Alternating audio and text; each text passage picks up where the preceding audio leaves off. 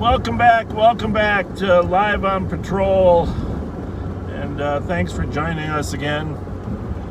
We do want to honor our veterans. Just before we went live here, I posted a picture of my father and his twin brother Dick in the Korean War.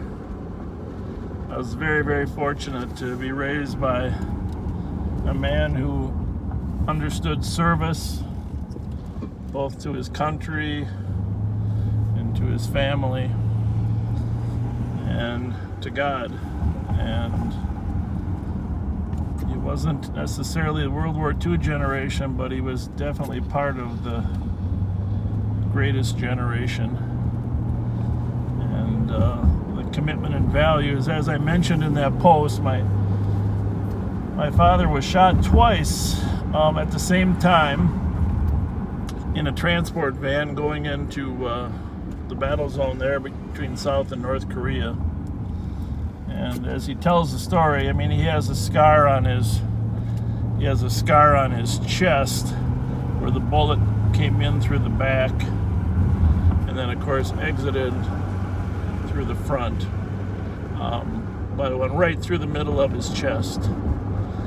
And he was laying on the floor. He got shot in the back and in the leg. 2 shots hit him. And then after a couple minutes, the thing he remembers hearing, he thought he was going to die, but someone in the truck said, "Hey, Fletcher's still alive. We better get him a medic." Not too many people that got shot through the chest, but as fate would have it, he missed his heart in all of his important arteries by 1/4 of an inch. And they shipped him off to Tokyo to a hospital there to get to heal up. And while there, he met Joe DiMaggio. Joe DiMaggio was, of course, a great baseball player, and I got a picture of my father in the hospital bed in Tokyo when he had to be 21, 22 years old at the time, meeting Joe DiMaggio. And of course, back then you had to get shot twice at 2 separate occasions. Because he was shot twice at the same time, they patched him up and shipped him back up, and he went up to the front again. And while there's good and bad and everything, while he was gone, several of his friends had gotten killed in the war, and of course many froze to death in the frozen Chosin Reservoir. But when he did return after his service there, he landed in San Diego at the Marine base. He was with the Marines, and first thing he did is call my mother. And since he had experienced near death and a variety of other things, he asked my mother if she would marry him, saying, "Hey, we got to get married." And thankfully they did. Of course, I wasn't born yet, and if it wasn't for that 1/4 inch bullet missing, I wouldn't be around.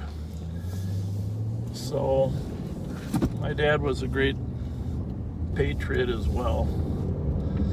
So I want to begin tonight just by thanking all of our veterans and for their service. And of course, there's been many since then, of many of my friends and their older brothers died in the Vietnam War, 50,000 plus.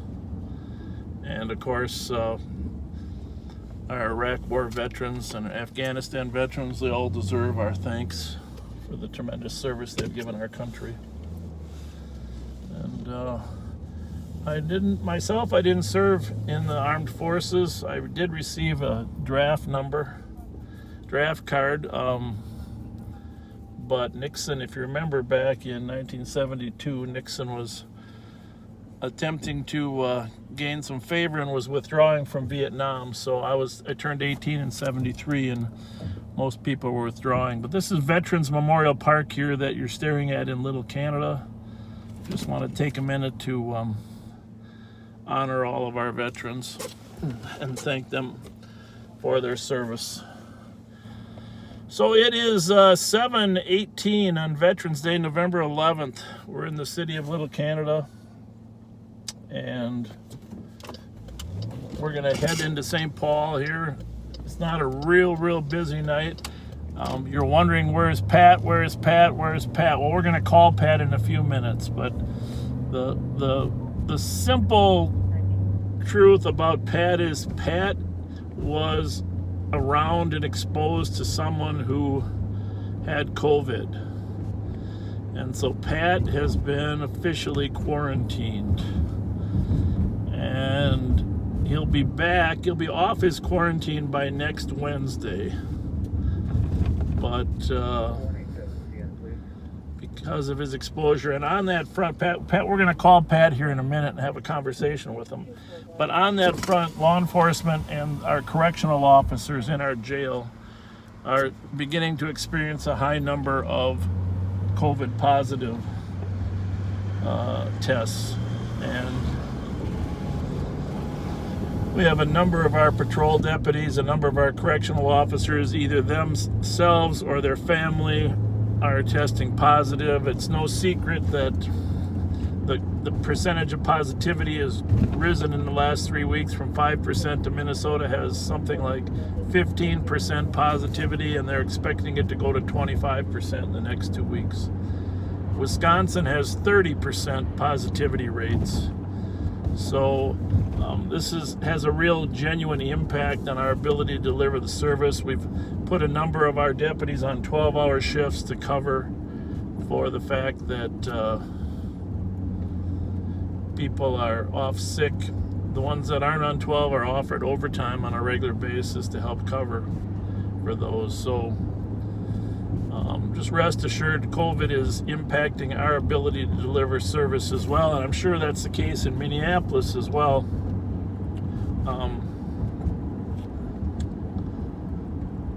So let me just see here. I'm hearing from some people that YouTube might have an issue. Not sure what that is exactly.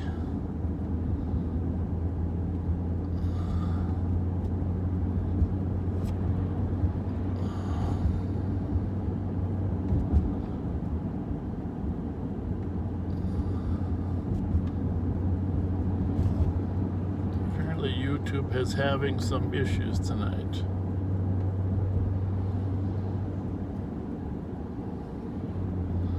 Not sure what that is. I apologize to you YouTubers. I don't think it's on our end, but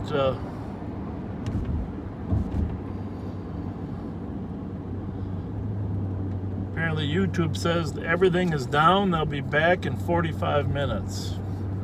I don't have the foggiest idea what might cause that.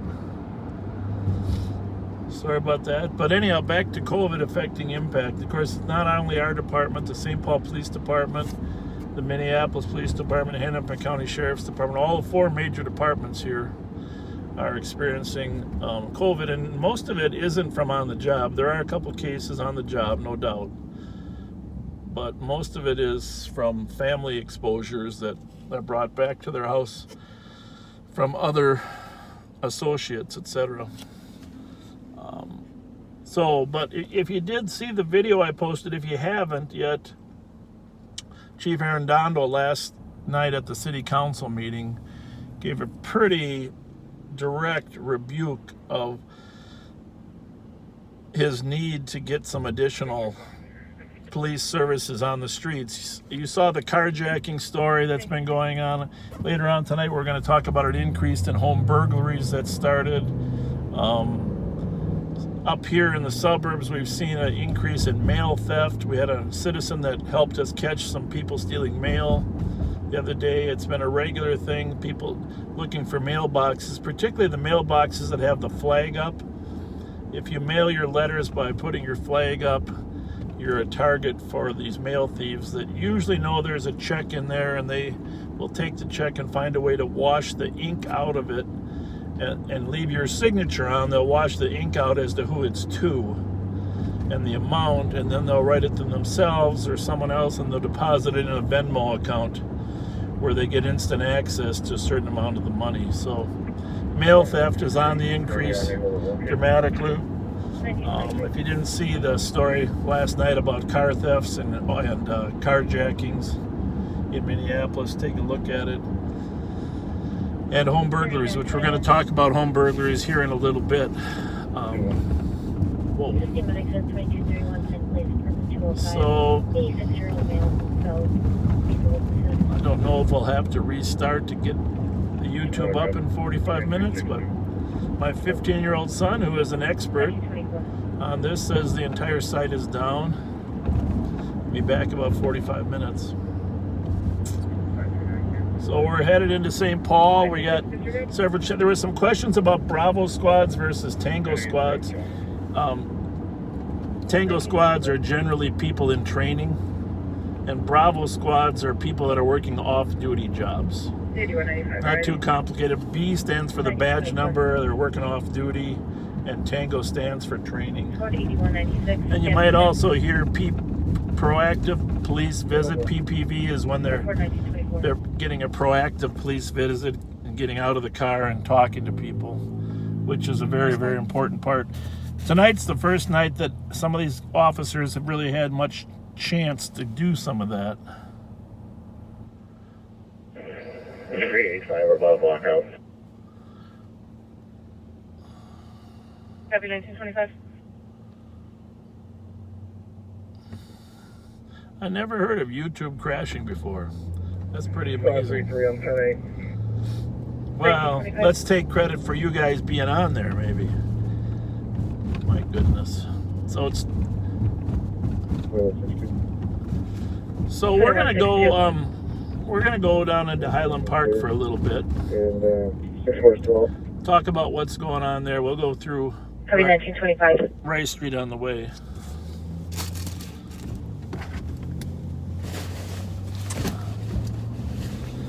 And while we're on our way, we're gonna call Pat, and we're gonna see how Pat is doing.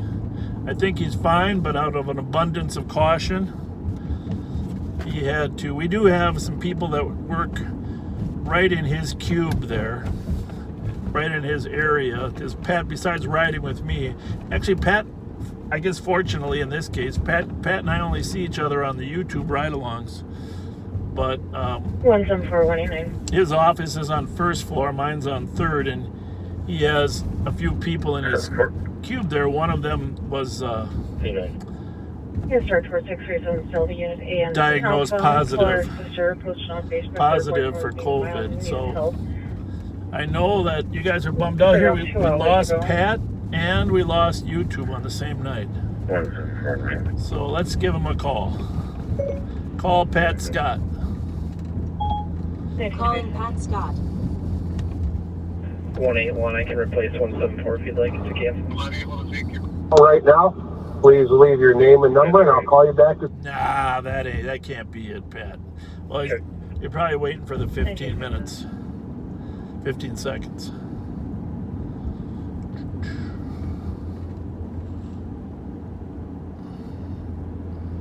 Let's try him again. Squad 533 aircraft being Roger 50 East 4th Street for a group of 5 refusing to leave. 536 will use it. I don't know why that happened. Hello, Pat Scott. How are you doing tonight, sir? Good. If your fans wanted to you say hi to you and make sure that you're still doing okay. I think they thought maybe I was kidding about you being exposed. They thought maybe you had died or something. So.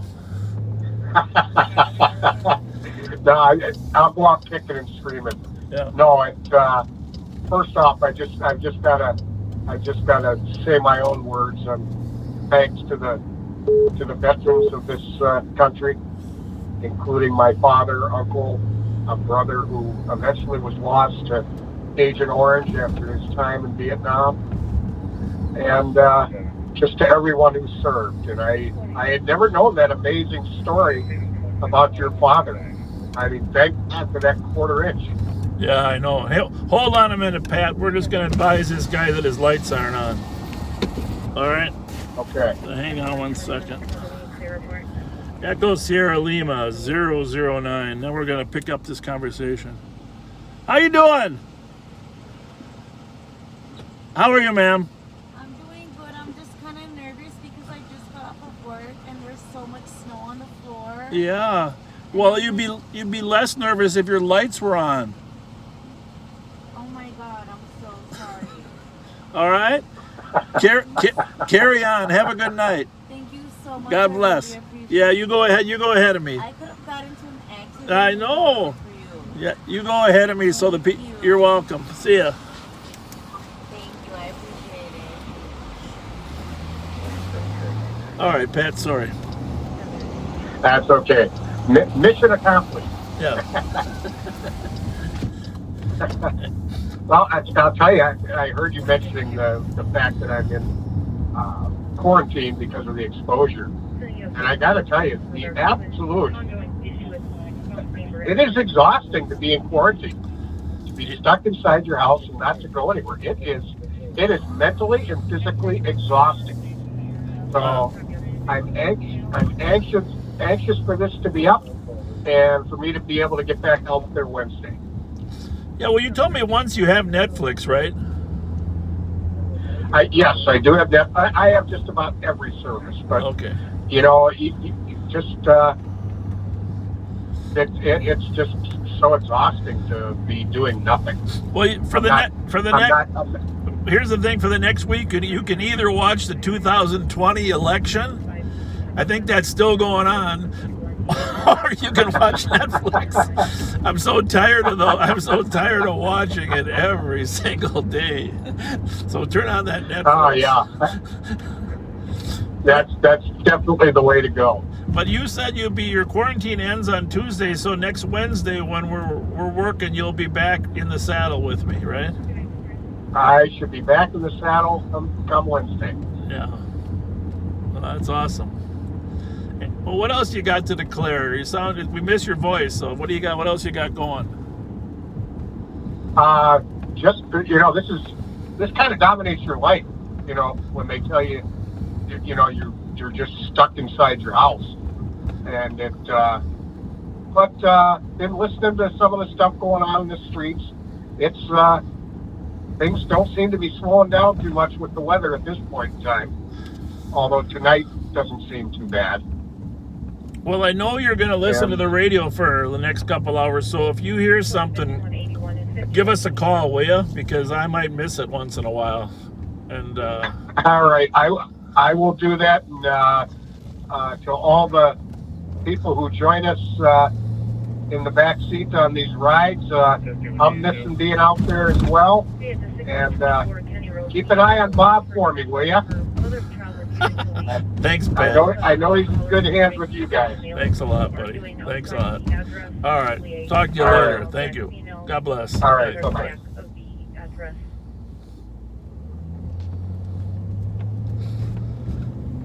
So, that was awesome to hear from Pat. I don't know. I got to see if our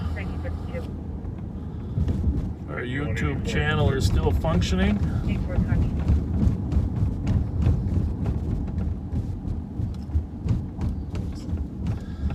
Pull over here. Someone sent a message saying it's back up. I don't know if that's true. The question is, for my son, do I need to restart? Or will it start on its own? 5180. Be advised, we have an accident with injuries at Rice and Roselawn. Per comp, it's going to be the southbound lane for a vehicle that struck a pedestrian. Pedestrian is in the street. Medics are being advised. Okay. Apparently it's up. I do not need to restart. Which is good news. Well, YouTubers, I'm sorry that you might have missed on Pat. Pat is quarantined until Tuesday because he had an exposure to someone that has COVID and probably at our work, and so he's unable to join us. We had a chance to chat with him. If you missed it, I apologize.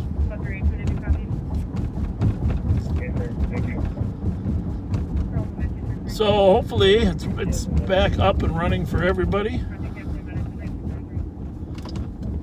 We're just at Jackson and University. 1933.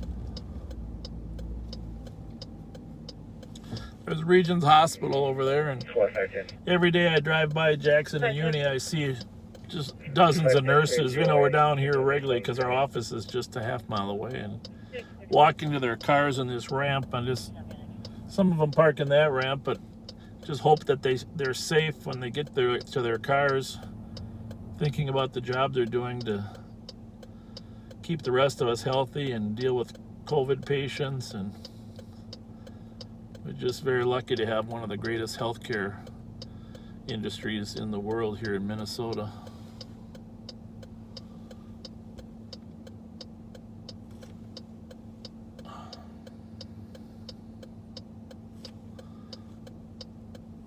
So the radio is going to be a little bit quieter.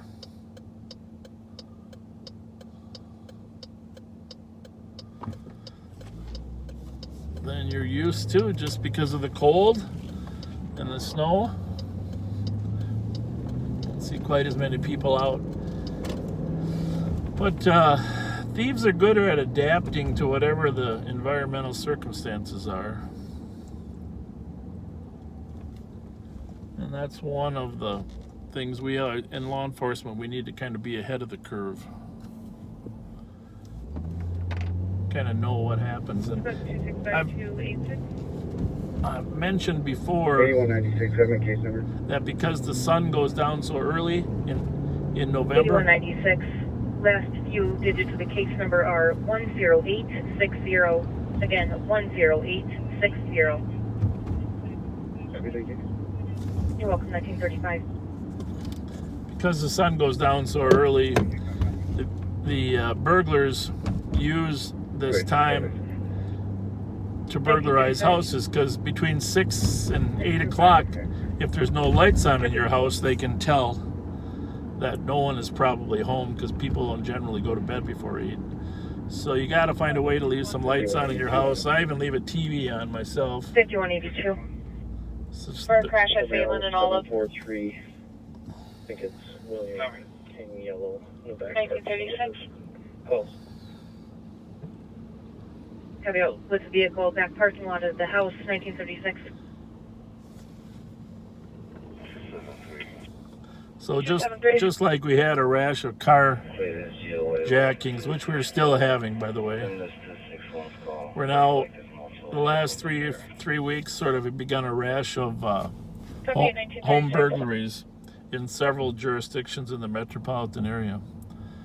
And one of the unique things about these home burglaries, well, you know, last year at this time we had the late night burglars where they're coming in at 2, 3, 4 o'clock in the morning.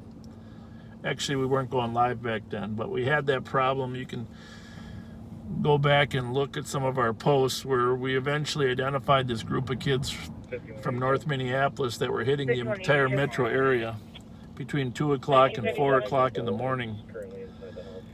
And their method of operation, or their MO, was to get into your car in a driveway, use your garage door opener to get into your garage, then go through your service door into your kitchen and look for any valuables that you leave in the kitchen. That could be a purse, a wallet, car keys, phone. A lot of people leave their valuables right on a counter inside their kitchen. And so in that case, they were not penetrating the house any further, but they were taking the items and then going and stealing a car out of the garage, or the car in the driveway that they found the keys to. And so that was a late night burglary, 2 to 4. But now what we're seeing is both daytime burglaries and early evening burglaries. And we did have 2 late occupied burglaries. Actually, we've had all 3 times: daytime, evening, and occupied late night. But in almost all cases, they're taking the car out of the garage and taking it with them. And the car is showing up at other burglary scenes, sometimes in Minneapolis, sometimes in other jurisdictions. But we really need to, make sure they can't get into your garage, Sometimes they're coming in windows now too, so 510 from Alex 61. they're not afraid to cut a screen and push a window up, which they've done in a couple cases. I've talked to Chief Axtell. He and I have been talking about working on these together, and we're working cooperatively to make sure we can identify and stop these home burglaries as soon as possible. But we have had a unique rash of them in the western part of St. Paul, down in Highland Park in McAllister Groveland. And it's unusual, to say the least, and top priority to arrest these burglars. Okay, you got about maybe 5 or 6 cars here involved in an accident. So we are westbound on University at Dale Street. 1939. 5188. Copy. Well, it appears that the lane I am in disappears.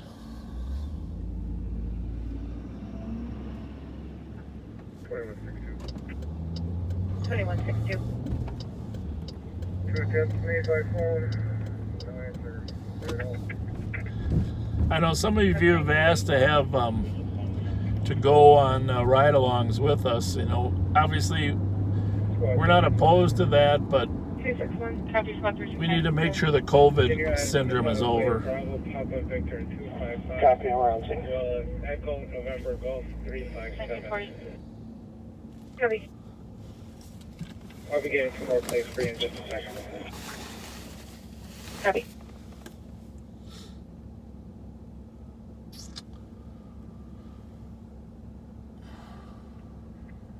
$81.96. You can send me a 9,000 domestic. Uni in St. Albans. Copy with 8197 at 515 10th Avenue Northwest. Color Safe response here. His name is Joshua. 450 Competent lumber responding to the PT at 1941. Delta 029. Copy. One of the oldest fire stations around here, Uni in St. Albans.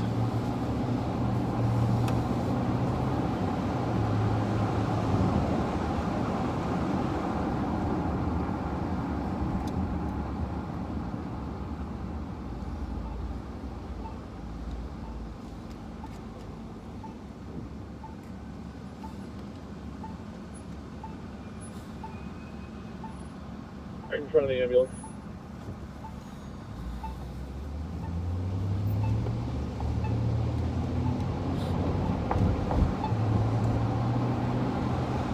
So I hope you all got your driveways shoveled today, or at least it melted if you're on the north side of the street. Sometimes the sun helps melt it, but Copy. 30 minutes. Stand by at 1942. we got your driveway shoveled. 'Cause it sounds like it's going to be cold for a while after today. Dave Dahl says another inch of snow might bless us tomorrow. Sure hoping not. I don't know if you noticed, but on a lot of the radio stations, the Christmas music's starting to play. Usually it doesn't start till Thanksgiving, but at the sheriff's office, we are in the process of trying to figure out how we can help poorer families during this Christmas season. So at some point, we will be doing a massive toy drive Squad 5 to help children have a decent Christmas.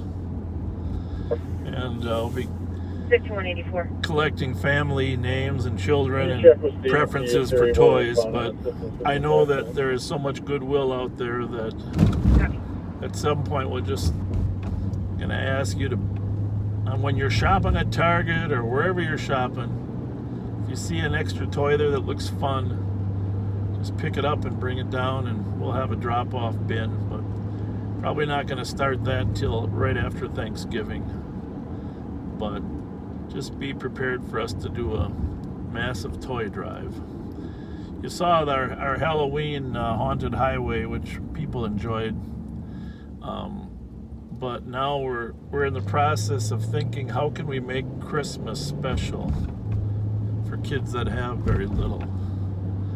And so I got an idea watching television the other day. I was watching, there was a parade with Santa on a boat. We got lots of boats.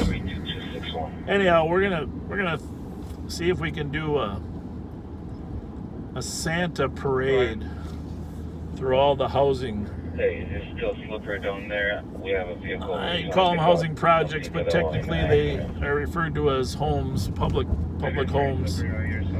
Santa parade with some toys, music, bring some holiday cheer to people who have otherwise had one of the toughest years. And it's no secret, without the extended unemployment and without any stimulus checks, there's a lot more pain right now as COVID is hitting. A lot of hospitality employees are going to be out of work here very soon, as the restaurants and bars are closing earlier. But that all trickles down in the system. So for those of us that are fortunate to have jobs, I'm not saying all of us are, but in our case at the sheriff's office, we are fortunate to have a job. We need to find a way to give back to others during this holiday season. And of course, we're talking about kids that have homes. There's another 350 adults that don't have homes at all. And my wife was saying last night, during that terrible ice sleet storm, just imagine being outside in that sleet storm last night. And technically that's not as cold as our 30 below wind chill we had a year and a half ago. Can you have 84 check his messages when able, and be advised we do have state and route. Copy on that, thank you. So this is the time, go down to Snelling here, start thinking about how we can put a smile on someone else's face before the end of the year.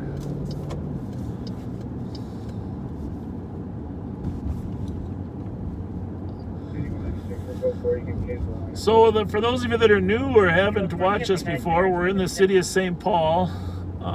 My name is Bob Fletcher. I have the honor of serving as the sheriff here in this county.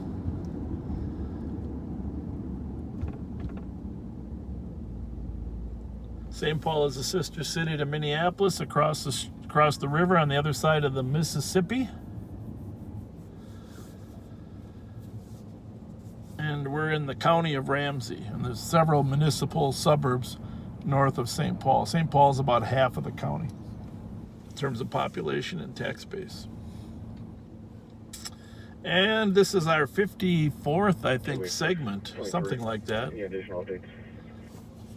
So far, it's starting out as one of our slower ones just because of the cold weather. It's 32 degrees here in St. Paul, Minnesota.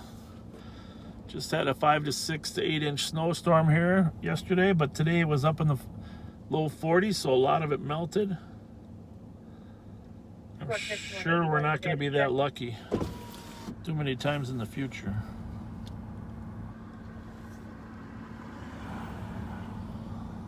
We're westbound on University Avenue at Snelling. 5181 or 5183, status check on the domestic. One of the busiest intersections in the Twin Cities right here. 5181, we're code 4, we'll be clearing shortly. Copy that, 1947.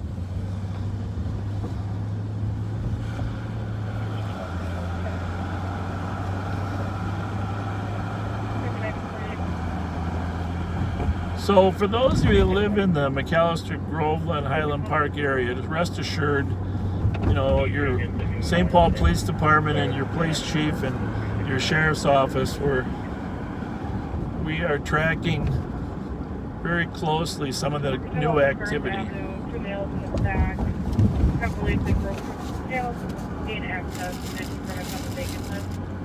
And with all the tools we have today in terms of DNA, fingerprints, etc., you know, we will identify these suspects. And of course,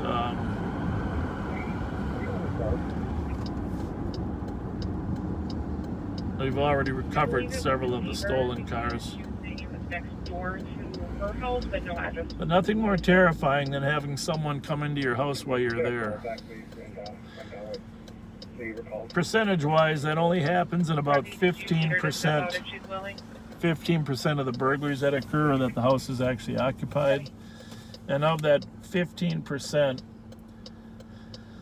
there's only 3%, and by that I mean 1 out of 5 of the ones that are occupied, that there is some type of confrontation or meeting between the suspect and the homeowner. Usually that results in the suspect fleeing. Not always, of course, but usually as soon as they're not there, they don't really want to be seen. They don't want to hang around. They want to get out. So, and the good news is, if it does happen to you, the likelihood of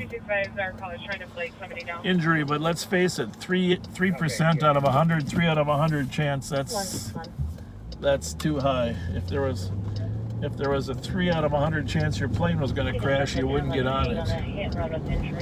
So that's why we got to take them seriously. Very seriously. So I'm going down Fairview. I'm south on Fairview right now, and the reason I'm doing that is I want you to know some of the areas that are getting hit. So Fairview is a half-mile west of Snelling, and probably this street, if you drive up and down this street, you're in the center of some of the activity. So this is Marshall Street here. To our right, if I went to the right down to Cleveland, I would run into Montrose and Marshall. We had 2 burglaries there this last weekend down in Marshall and Montrose. 1:30 in the morning, those burglaries occurred. And in one case they were confronted, and the other they did take a car. So the time we're out here right now is one of the optimum times that they will hit. We're at Selby. We're working our way south.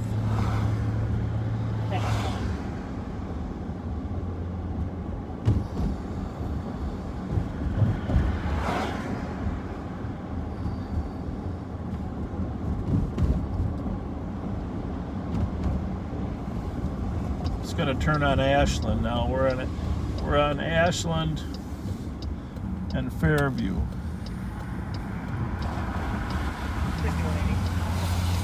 So quiet neighborhood, not many calls normally. So you know, we didn't have burglaries here. However, there were burglaries on the other side of Snelling over on Goodrich.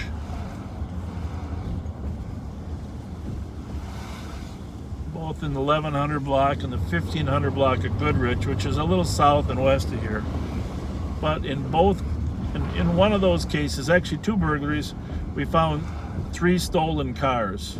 Well, I shouldn't say we found them. In one case, the homeowner found them himself right here.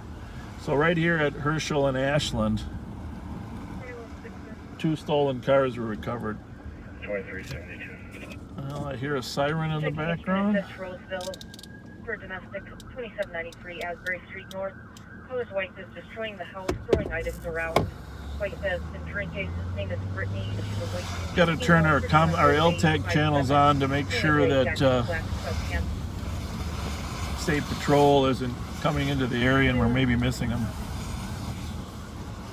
72 copy. Thank you, 1963.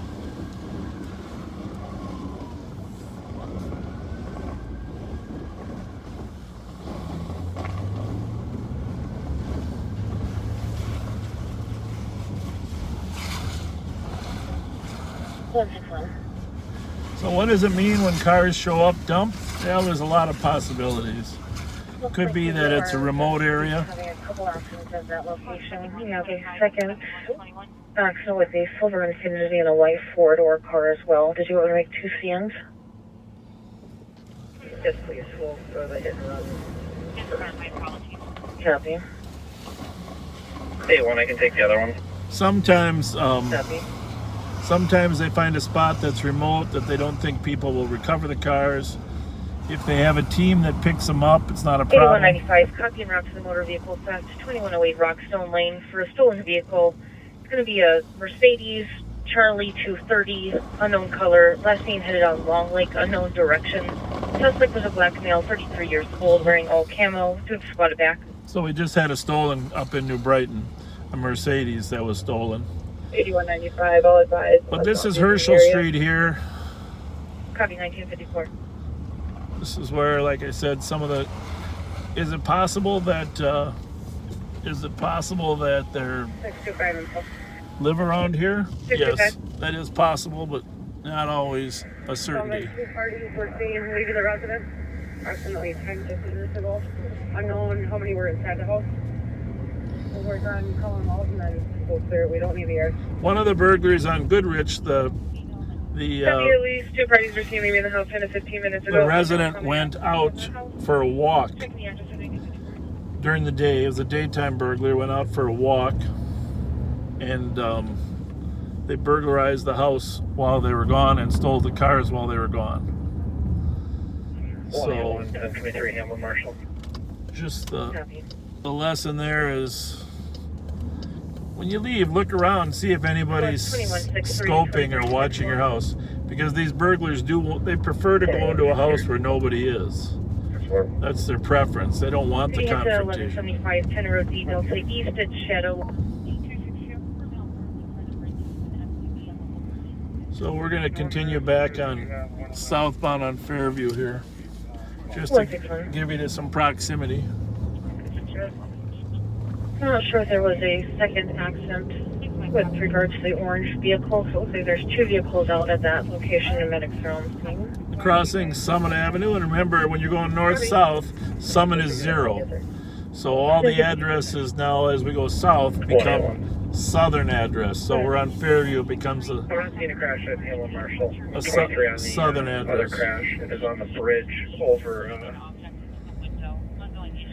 Selby and just north of Summit here. I'm going to try and block the lanes here, just north of Selby. Copy. Metro 4550 car to assist in Oakland County by heading to 4415 Irving Avenue in Minneapolis. Try to listen to radios. When there's 2 of us, it's a little easier to kind of split up the radios. So en route, can you meet me on the 50? So we're southbound on Fairview past Grand. And 1956. And so as we hit these streets, you'll see this is Lincoln. Now, Fairview, east-west Fairview is 1820. So it's we're significantly further west than the Goodrich burglaries. But here's Goodrich. If we went straight east, we'd run into 2 of the home burglaries. One near Snelling and the other near Ide Road. But still an unusual pattern in this area for us. These we're just talking about the ones in the last 3 weeks.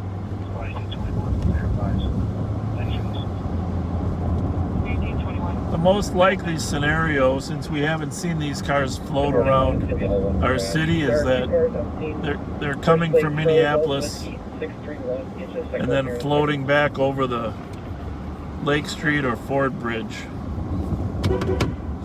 There's people out watching us on Fairview. That's kind of them. Thanks for waving. Thanks for waving. Maybe we'll go back and say hi.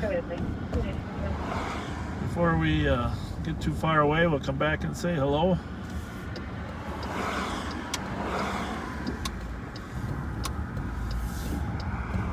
Kind enough to come out on the street corner. 2506. Hope you're still there. I'm headed back.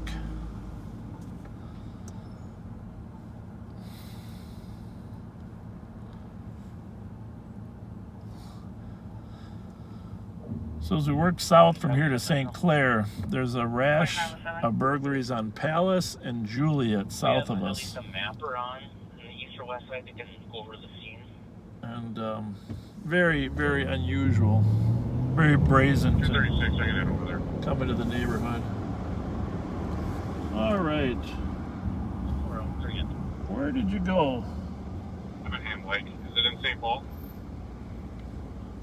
Still. Well, Or I can head down there. I hope you'll come outside. I don't know if they're camera shy.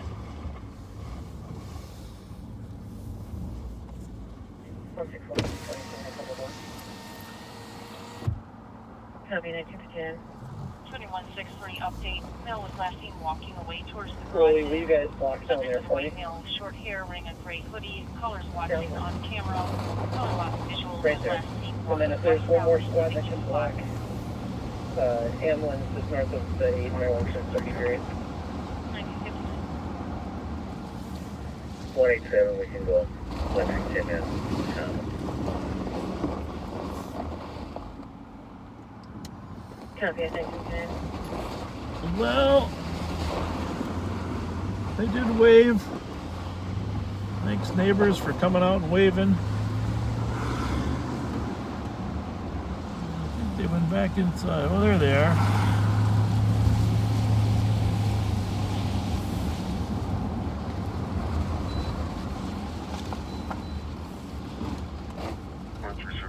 Hi, guys. How's it going? Great. How you doing? Good. Thanks for waving. Yeah, you bet.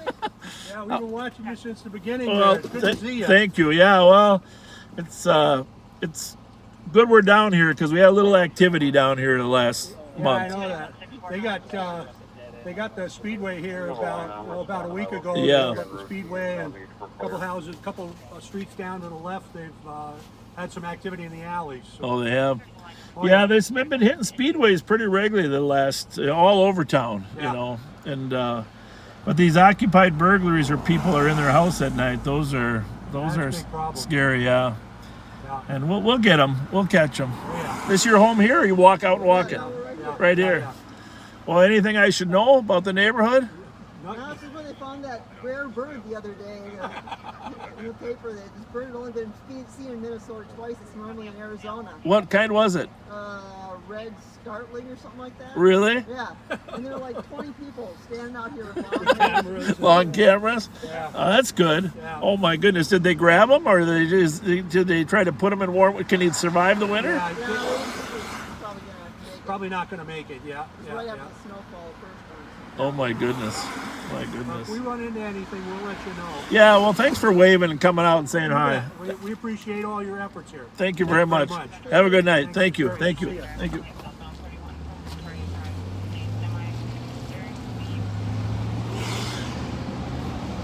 Well, that was kind of them. Thank you very much. Coming out and saying hello. I didn't see that story about the rare bird that was found there at Fairview, but St. Clair, but that's a great story too.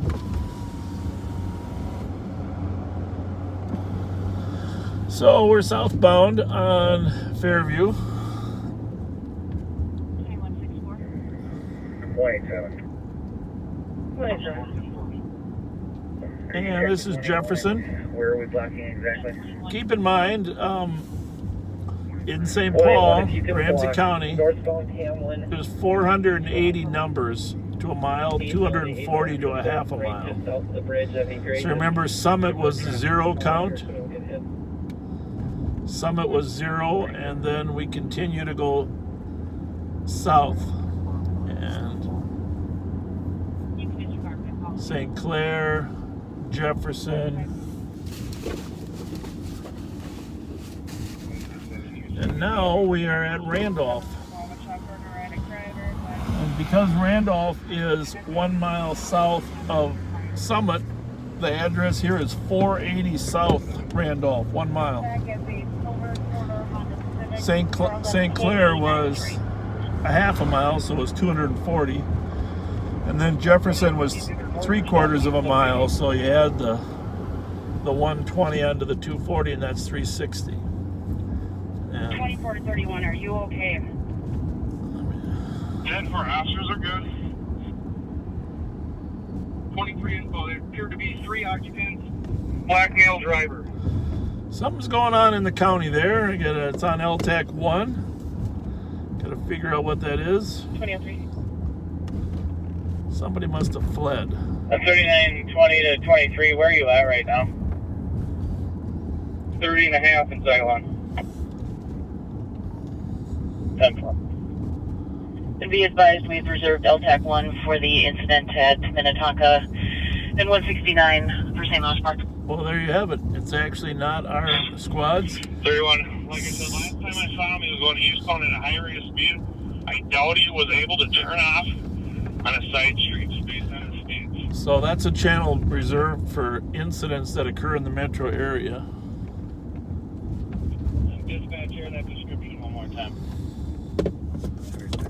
Charles Adams King, 893, the 4-door silver Honda Civic. 23, there's going to be heavy front end damage to the front passenger side of the vehicle. Copy, the 9-year-old is out of control. So we're on Ford Parkway. Fairview and Ford Parkway. Actually, I was born on Ford Parkway, just back up by Snelling, under the shadow of the water tower, the Highland Park water tower. Changes to suspicious big bus.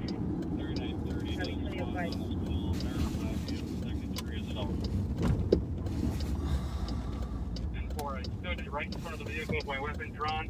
He accelerated towards me and then rammed into the car after I jumped out of the way.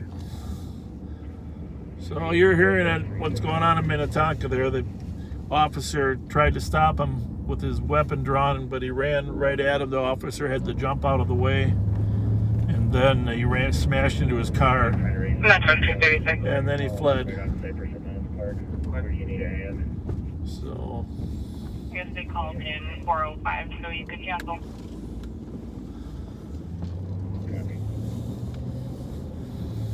I'm gonna have to go to a drive-through and get a Mountain Dew drive-through.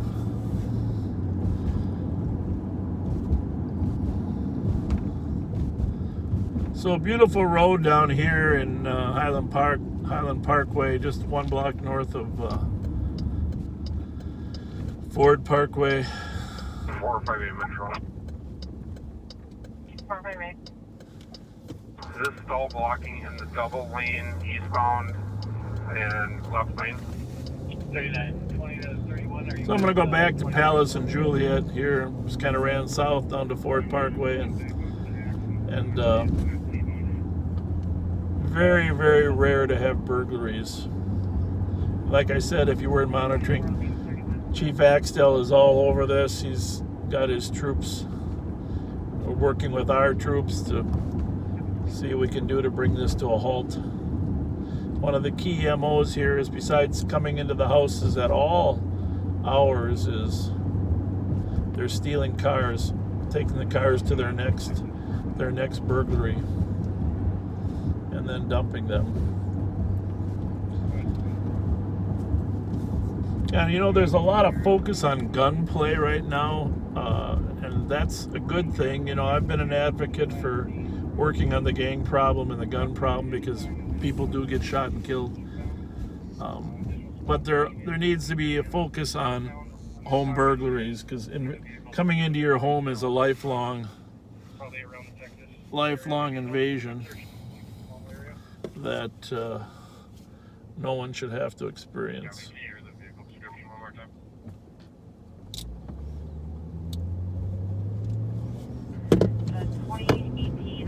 So you'll notice when you're down here, I mean, it's relatively early, but if I was to come down here at 10 o'clock, which I have been for the last few nights, not live online, but just down here at 10 o'clock.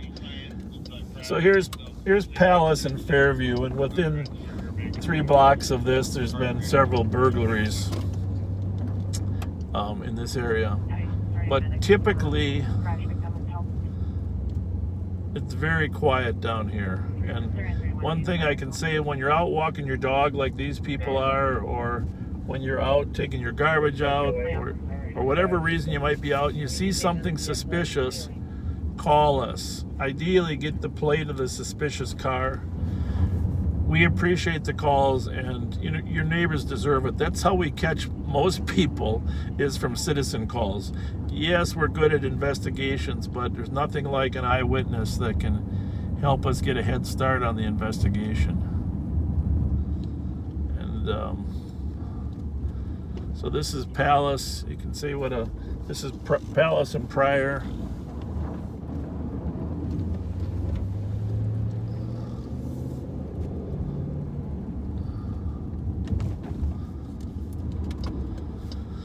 This is Juliet.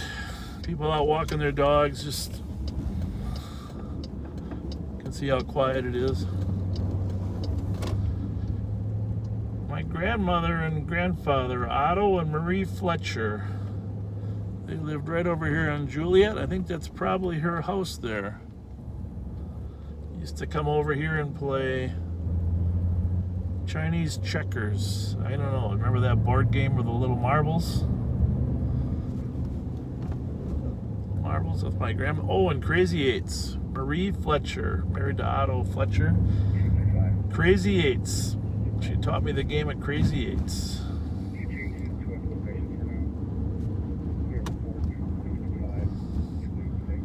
That's where my dad was raised.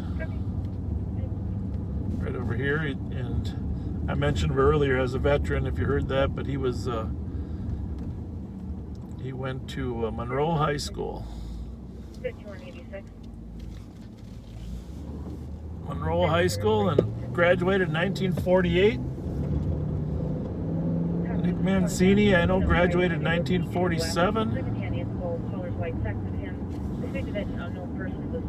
Joel Cascalenda was in that class. My mother went to Central, but she transferred to Monroe after a while. Anyhow, we'll be working hard in this area. Try to catch and stop. But if you see something when you're out walking, please call us. Suspicious car, suspicious person. In one of these burglaries, actually, it was the middle of the night, but a neighbor saw the car, recognized the neighbor's car at 4:30 in the morning. Said, yeah, and so when she talked to her the next day, hey, your car was out here at 4:30. Well, she had been burglarized. And so we knew the time frame that they came into the house. So she's had all her locks changed, but it is extremely rare that burglars ever come back to the same house. Extremely. I've worked burglaries for many, many years, so I want to assure you, if you have been a victim, the odds of them coming back are slim. That's not always true about businesses. If they find a business that they like. 1374 Westminster, assist medics on a man down in the main entrance. So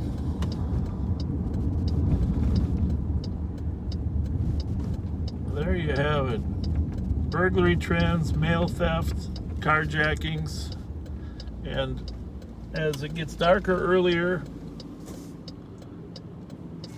and people get more desperate because of the economics and Christmas, our store robberies will increase, just like they said Speedway.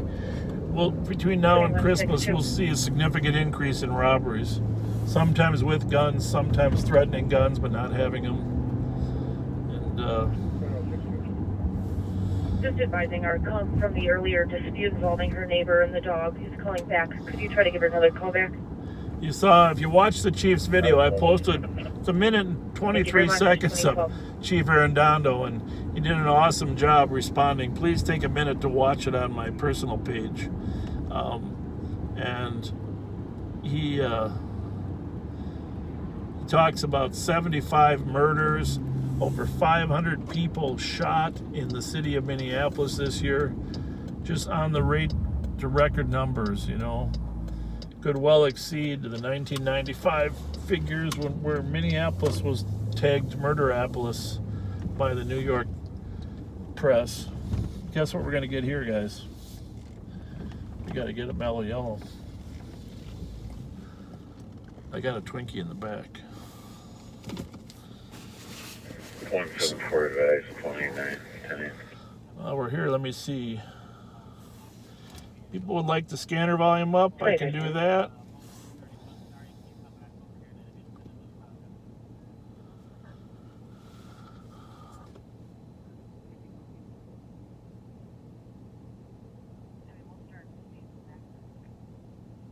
I don't have any more information about the pistol whipping. Woman, I apologize.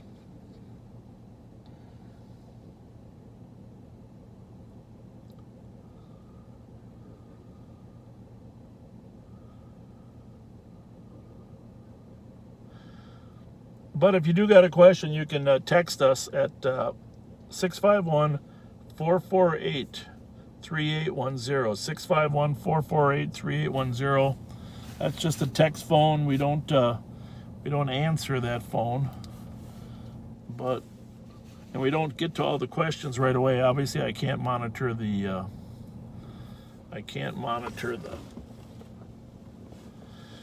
YouTube at the same, or the Facebook at the same time we're driving. So if you joined us late, Pat has been quarantined because he was exposed to someone at work that has COVID, has tested for COVID. He'll be back. He's off quarantine Tuesday, so he'll be back on Wednesday at our next Wednesday, a week from today. He'll be back.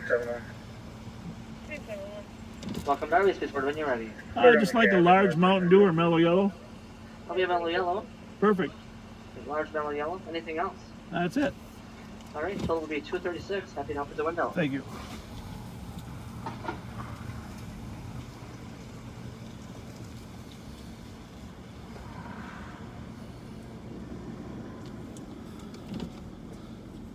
So if you just joined us, thank you. We've been tooling through Highland Park, McAllister, Groveland. There's a guy waving. Hopefully it's a friendly. How's it going?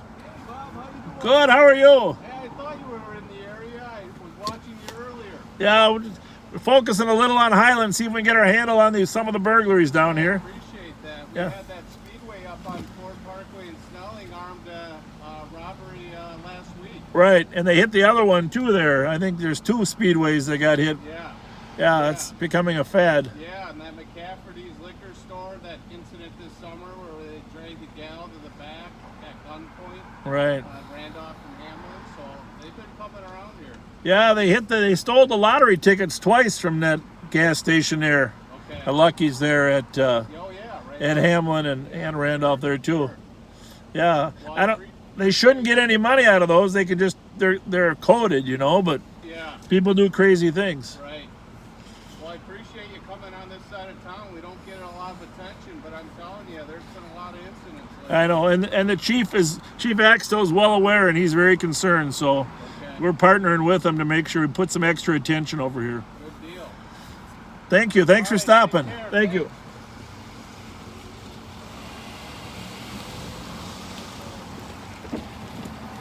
Well, that was kind of him. 371. Thanks for stopping. We're at 911, hang up 1184 McCubbin from a landline, busy on several callbacks. Hey, if you haven't shared this yet, because this is a change, that's right, I forgot about that. If you haven't shared this video, it's early enough.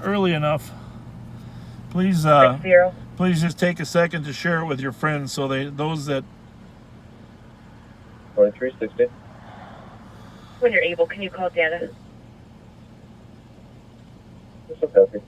Share that with your friends. About masks, yes, we do wear masks if we think we're going to be within 6 feet of someone when we get out of the car. Having said that, depending on the seriousness of the situation, sometimes we jump out to try to address the problem without the mask. We don't wear masks while we're driving in a car, but we can. But our policy is if we're going to be within 6 feet of someone else, Crash scene to 1990 Marshall. to get out and wear a mask. But the reality of police work is sometimes things don't happen the way you plan them. So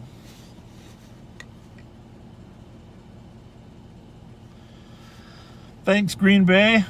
We appreciate it. Our apologies for defeating you last week. But we needed a win. I guess it's a week and a half ago now. We really needed a win, so thanks. I think maybe you guys helped us out because it felt bad for us.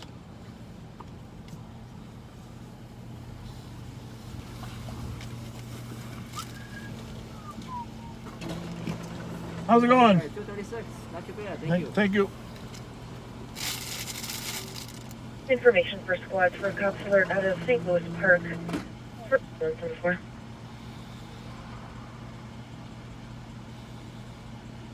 What do you need? 174. For welfare check and honors course. I'll just take this. You can have the receipt. Lower unit for children under the age of 7. Thank you very much. Also stating that the father of the That's a big one, huh? Must be on scene and is close. Thank you. Thanks a lot. They have a extensive history of domestics as well as welfare checks from Child Protective Services.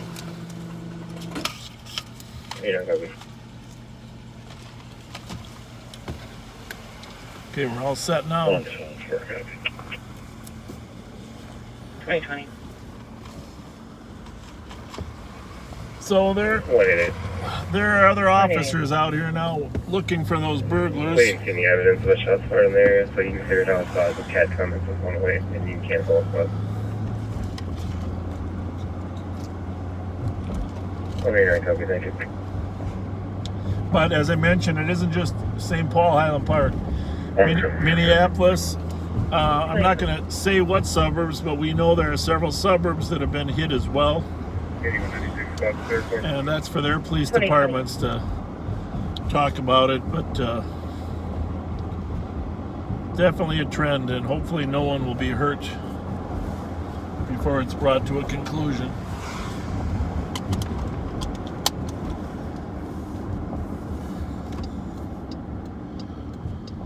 Plums, I don't know if you haven't visited the Plums ever. It's a great neighborhood bar. Corner of Randolph and Snelling. 174, you can put me out at the Dale Street. I'm right there.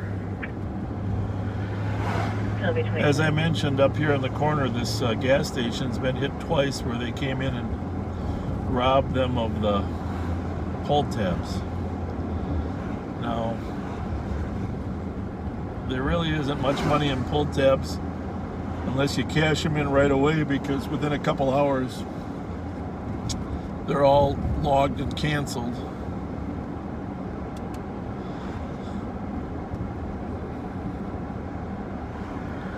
And if you do cash them in, there's usually video of you cashing them in.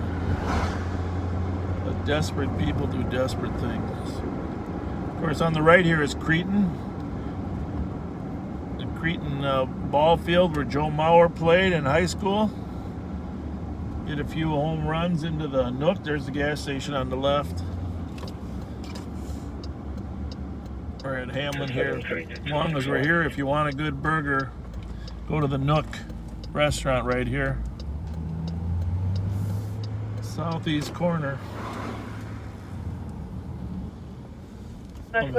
of Hamlin and Randolph. Funny story. My dad didn't go to Cretin, but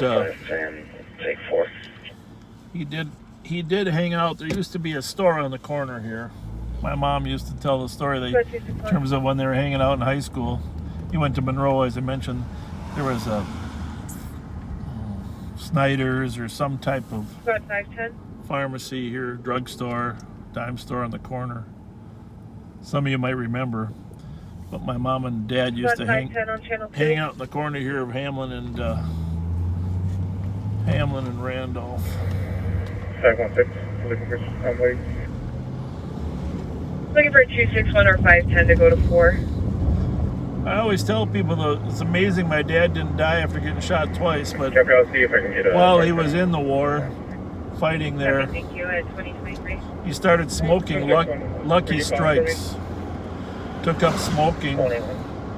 and smoked a couple packs of Lucky Strikes. 2331.6.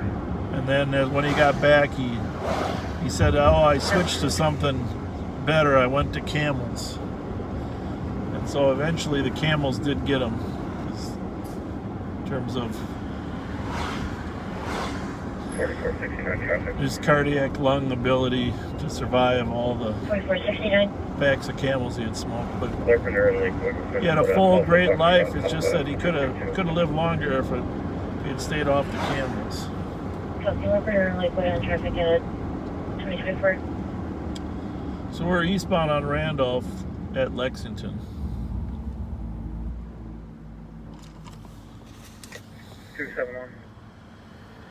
271. Hey, Monty, do we have an apartment number? Looks like this is a very large apartment complex. I continue to get questions about ShotSpotter Put it through and for business. well, how it works. And basically, a ShotSpotter is a series of microphones that are placed throughout your town on poles. Can be telephone poles or other poles, but that can receive the sound waves generated by handguns. And through very complex and unique software, the sound waves are extrapolated so they can determine what type of gun it was fired. That's number one. They can distinguish the sound from fireworks from handguns, so they'll know. Through triangulation of having 3 different towers, they can pinpoint within, really, they say, 16 meters, we're talking within 45 feet where the shots were, which is a huge help for us. And if the vehicle is moving while the shots are fired, it can tell you that the shots are moving as they're fired. Plus, it can tell you that there's different caliber weapons. That lady here is waving us down. We'll turn around and say hi. Can you change this to the DOC? Someday we're going to find somebody with evil intent, though. This lady looks friendly, though. Well, you look friendly, so how's it going? Hi, Bob. How you doing? Good, We're how are just you? watching you on TV. Thank you. I said, I'm going out there, I'm going to wave to him. What's your name? I'm Denise Frost. Nice to meet you. And like a few years ago, after the 911, you got that program going for the volunteers for Ramsey County. Yep. My daughters were the ones who said, it looked good to have my name on the resume. Yeah, good. Smart. For a volunteering right. thing. Yeah. I live right here, and I went to school with David Cassetta, Oh, you so I did? know Gail. Oh, you and, do? Yeah. Well, for the listeners, Gail is my cousin. Yep. My uncle Dick's in that picture that I posted on Facebook. That's his daughter, his oldest of his 5 daughters, Gail Fletcher. And she went on to marry Dave Cassetta, who owns Cassettas, and you went to school with Dave. Yep. Well, I just want to know, because Dave's probably listening. Yep. How did you put up with him? Dave's okay. I know. I'm just kidding. He's okay. I love him. I love him like a brother. Yeah, he's a good guy. And my husband's in there. He says, he's going past Lightners. Hurry up, get out there. Oh, thank you. Thanks for coming out and greeting I us. wasn't sure what you were driving, so I thought, I'm just going to wave. Yeah, So now you know it's a Durango. I think this is a good program that you're doing. Thank you. Well, I hope so. I hope it gets people to see what we do and learn a little bit about police work. Yeah, great. Thank you. Well, take care. Thank you right? very much. I'll tell Cassetta I ran into you. Yeah, okay. Thanks. Denise Eddie. Denise, right, yeah. All All right, right, bye. thanks a lot, Denise. Thank you. Tell your husband I said hi, too.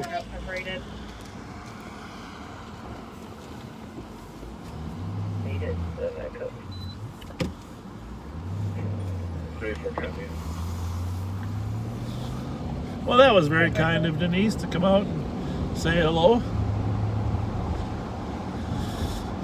Very, very kind. Thank you, Denise, for being a good friend of law enforcement.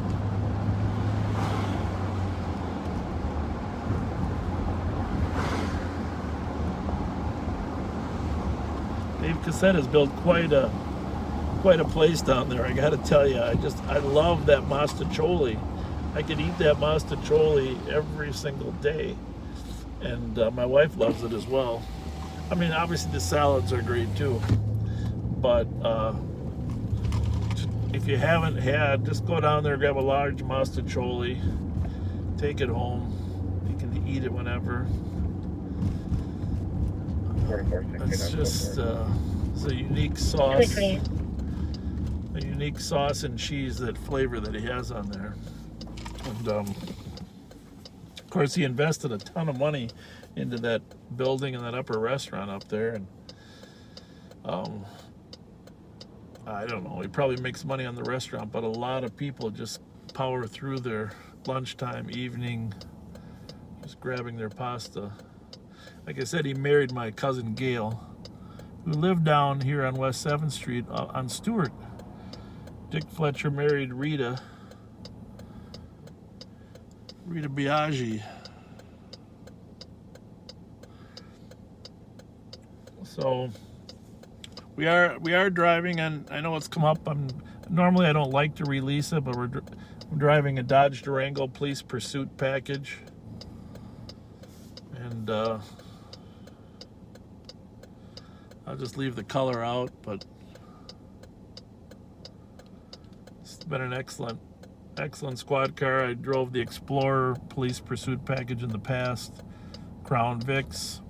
Each has a positive and a negative, but this Durango Hemi has a little more get up than most cars.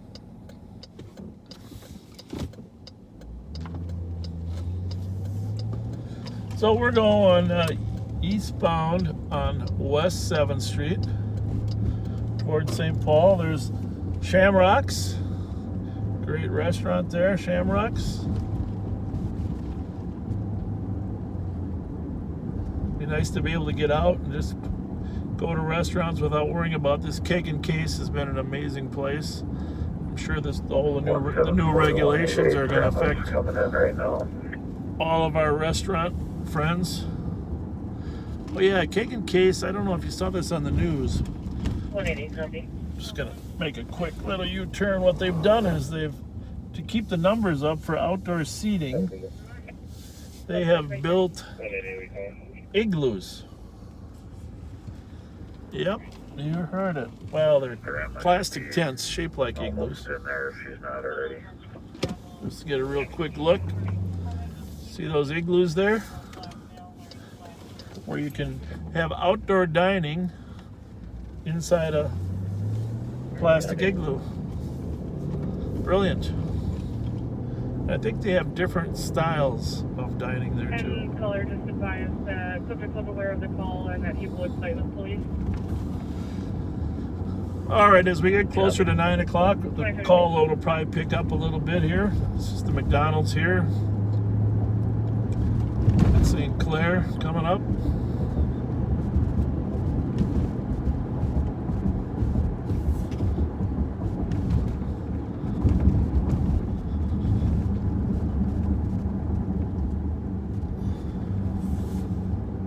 Again, if you haven't, just because I know a lot of people didn't know that we were going to go live tonight, if you haven't, please share this with your friends.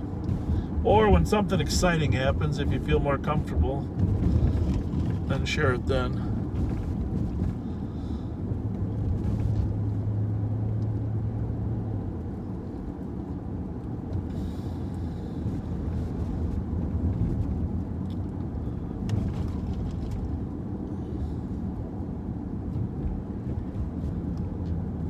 Still one of my favorite places for food and conversation. Mancini's, run by Pat and John Mancini. Of course, their father Nick, as I mentioned, was at Monroe, a year ahead of my father there. I don't think I've seen this new sign. I love it. Check it out.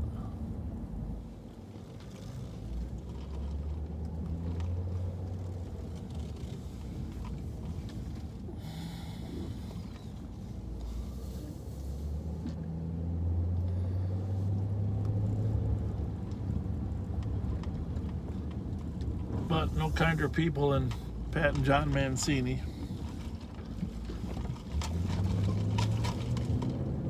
Run a great business, but always fun to talk to. And all the all the stuff they've done for the community over the years, feeding the troops, but just supporting a lot of causes. There's the Gideos on our left there. It's another place for great pasta. Going eastbound on 7th Street.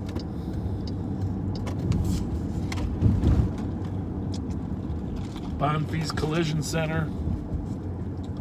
Great company. Just in case you ever wondered, we're never going to put advertisement on this, nor are we ever going to take any money. The beauty of this is we just call them as life sees them, and don't ever expect to see a message on our page that says your video will start in 14 seconds.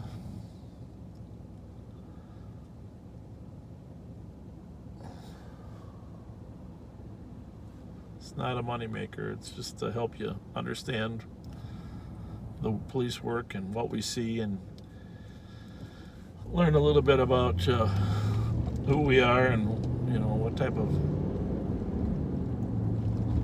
type of job we have. Again, it's Wednesday night. It's a cold night. It's 31 degrees. I guess it's hump day, right? Yeah, hump day. But it's also a holiday, Veterans Day. Tom Reed's here. Some people had today off. There's the downtowner. Burger Mo's. Patrick McGovern's Pub. Named after Pat Bamer and Jamie McGovern. There's Casetas again. And the trailer park. Truck park. Information for squads on a cop alert out of Benson County. Suspect is known to have a firearm and has pointed it at police in the past. Is also uncooperative. Would be driving a blue Nissan sedan. Charlie Foxtrot 497. Suspect is a Brian Lee Gross, 1969-0213, white male. Information at 2036. And we're into downtown St. Paul. Coming in on East 7th. This 7th Street runs right through St. Paul. It's kind of the main in and out from east and west. 271. Historically, but of course there's a lot of freeway entrances now that have... I'll be out at 1327 Conservatory in relation. Copy, 2036. I don't think anybody's in Mickey's. Probably too small for social distancing.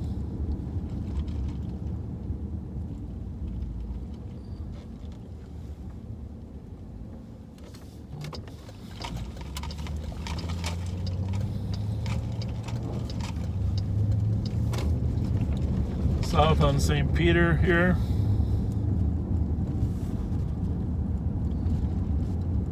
That was one of the reasons we were thinking of cutting back during the holiday season, is just because there aren't quite as many, there's not the volume of calls. 174 and 29. We'll be on traffic when you're ready. Go ahead, traffic. It's going to be Thompson Kent with a white SUV, no plate. There's the Landmark building. Squad 274, copy en route to 516 Rice Street for a group loitering in front of the business, possibly using or under the influence of narcotics and alcohol. 265, will you assist? Well, we will run up there to 516 Rice Street. Those of you that have been in the ride-alongs before, you know that that's become a problem area there on Rice and Charles. Keep in mind, University Avenue is 480 north. And so Sherburne, for domestic 1478 Dale in the upper unit. Sherburne, then of course is 510. Black male, 30 years old, 6 foot. Charles black then gray shorts. is 540, but right there between Sherburne and Charles, we've had a lot of drug activity. So it's a tough problem to solve, especially when so many people there and so many people impoverished in that particular niche.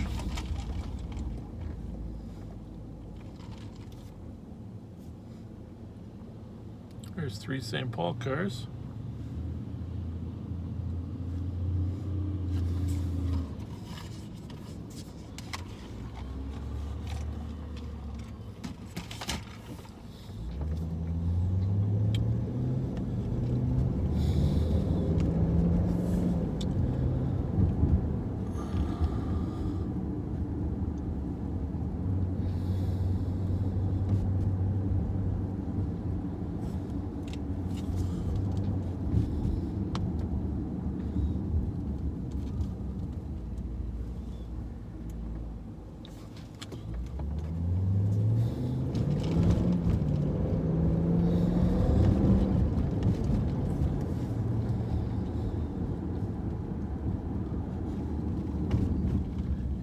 Make sure you're not driving the next stoplight.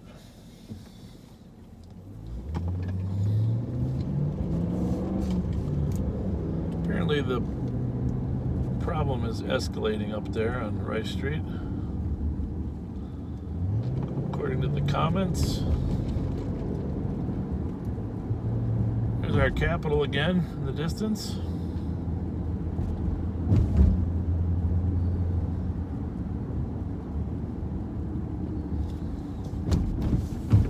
379. According to our victim, we're going to be looking for a male with black t-shirt, blue jeans.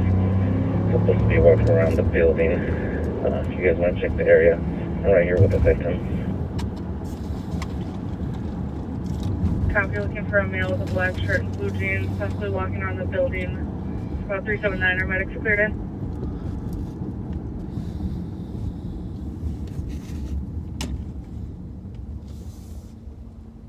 Yeah, we're clear for medics. It's an adult female with claiming some bruising in her face and soreness in her chest. Copy, 2040.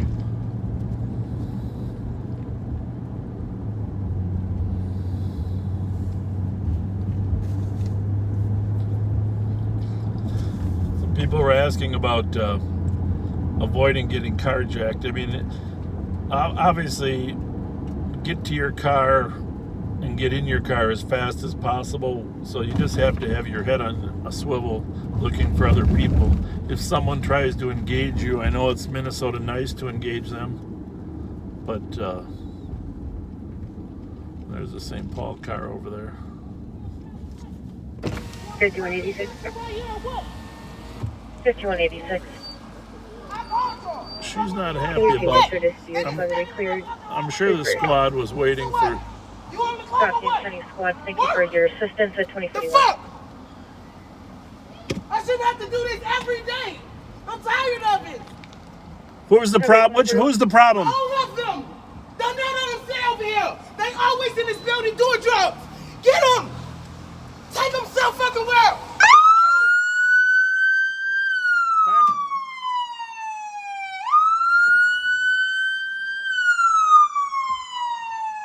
Time to leave. Yeah, it's time to not to be loitering, though. Go down to the next street on Charles there.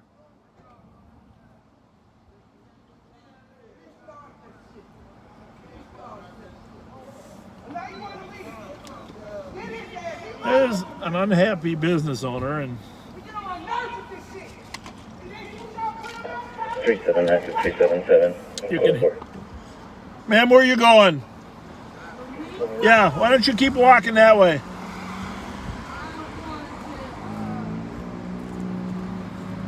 Go down to the bus stop down there.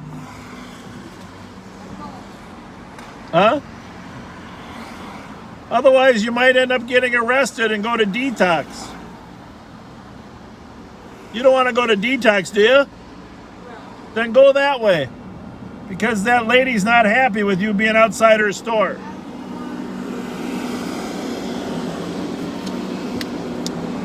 Ma'am, go that way.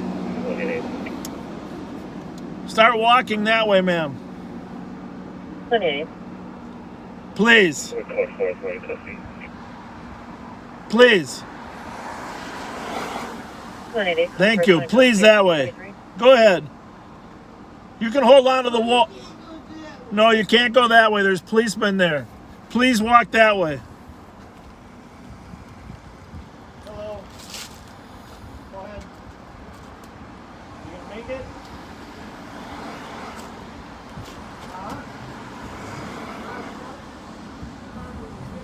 We gotta get everybody to go. Leave them down with food.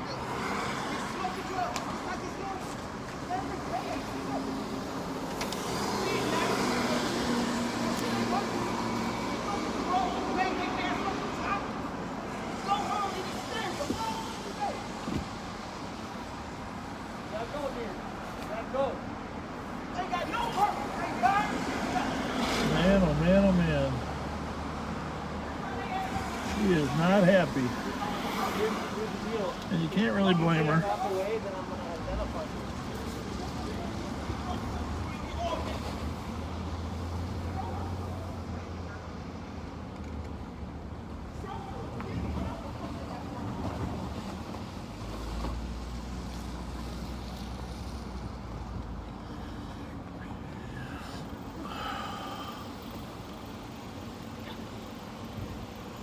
You know what I think you should do?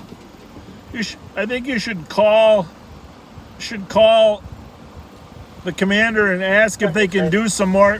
These guys are going call to call, but if you can get some more services here, I think you deserve it. For domestic, 426 Concordia Avenue, Unit G Golf. Right. No. Ex-boyfriend is attempting to break into the residence due to Yeah. violence. No, you got to call, but you also got to work with the commander so he can get maybe he can get a foot patrol going out here. Is this your store here or what? How late you open? What? But you open till 9 o'clock? All right. All right. I'm going to mention it to the chief too. All right. What time does the problem start? What time does it start usually? Hell, early. We open at 9. I can say about 10, 11 o'clock. All day? All day. All right. Very good. Thank you. Yep. Well, business owner has a store and he's got a lot of loitering outside, predominantly for drugs, alcohol, and panhandling. People that she's coming into the store, they're begging from. And some are buying alcohol with the money that they're getting from begging. There is some prostitution that goes on in that street there as well, which you've seen before. So the two officers there are doing their best, but it's hard to be everywhere all the time.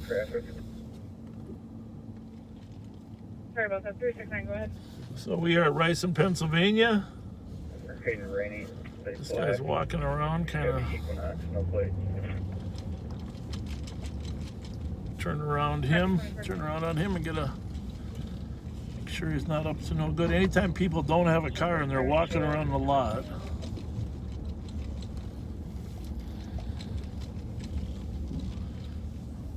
if they know somebody great, which apparently he does.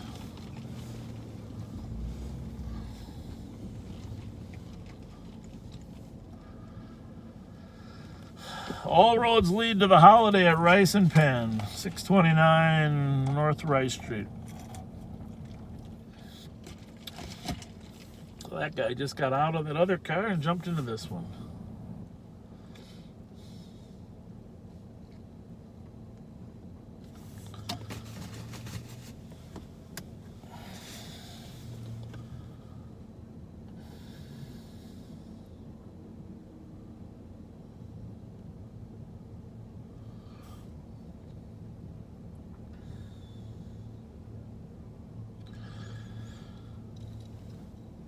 Got an Air Force vet that just texted us. He's living in Texas, but he used to live in the old neighborhood. His dad, Dick Brozick.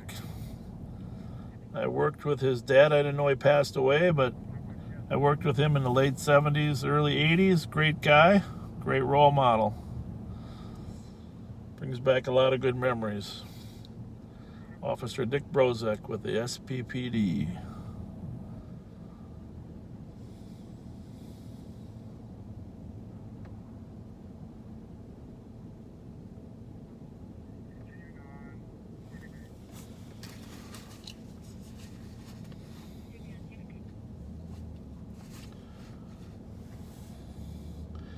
Yeah, that GMC that was spotted in the Speedway lot, that was recovered while we were off in between there. We came back and checked on it. That was recovered. Squads, all county channels will be patched for a short break at 2049. This is a Dodge Durango police package. A lot of people ask that question. Go ahead. Car advising the mail party is no longer at the front No door. relation to Al Fletcher. Parked in the back lot. But he ran the 916 program in White Bear Lake, but not that I'm aware of anyhow. Although I'm tempted to go and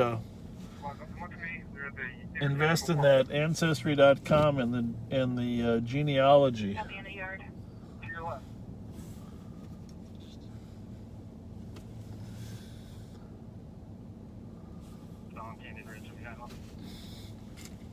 Eastbound Canyon Ridge. I'm with 147.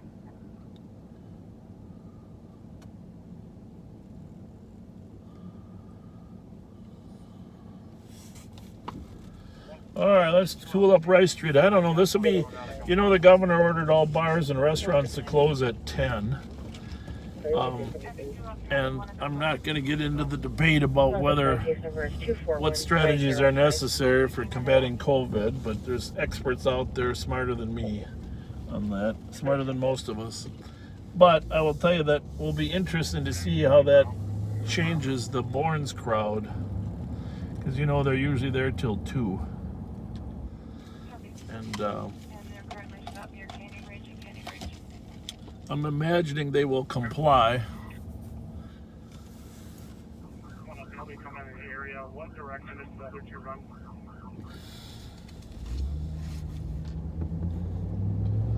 There's some foot chases going on in some other jurisdictions, so that's you hear.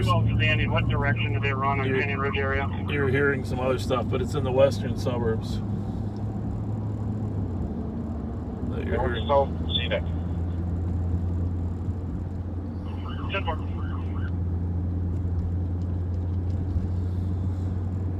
You know, there's nothing like a good tasting Mountain Dew or Mello. You know, it's not unusual. I'm sure you've bought Fountain Pop before, that you can get a wide spectrum of carbonated Fountain Pop. Sometimes too much sugar, sometimes not enough syrup, sometimes too much carbonation. But when it's right, it's right. That's all you can say. When it's right, it's right.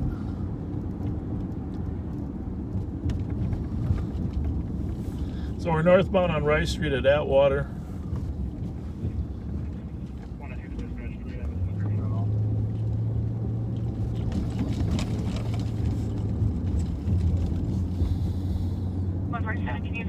Squads 2164 and 2166. There appears to be 3 Hispanic males. There's a call up in the suburbs. Hispanic male. 66 for both. Yeah, it's 4245 Victoria Street North for suspicious. C-Comp parked in front of the address in a silver Honda Accord. Address is supposed to be vacant. Comp came to clean the house, sees a light on inside. 66 squad copy. Thank you, 2052.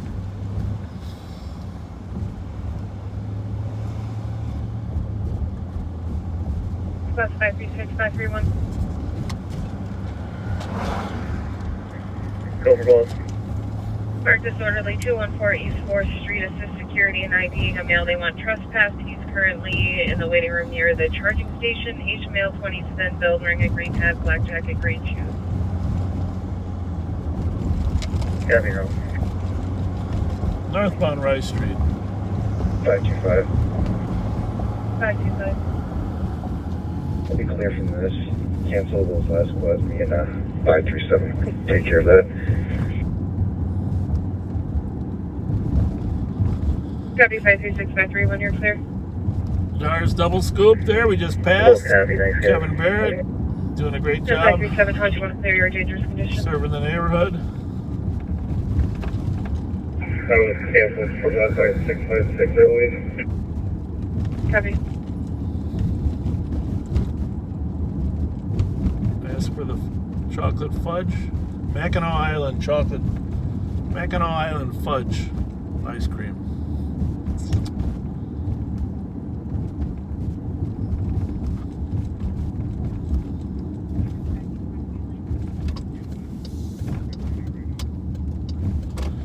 See what's going on here at the Tin Cups.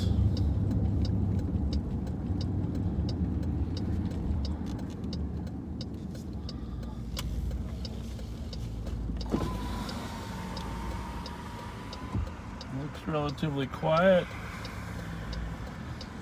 I don't know how they're going to fare when they close at 10. And they're all going to struggle.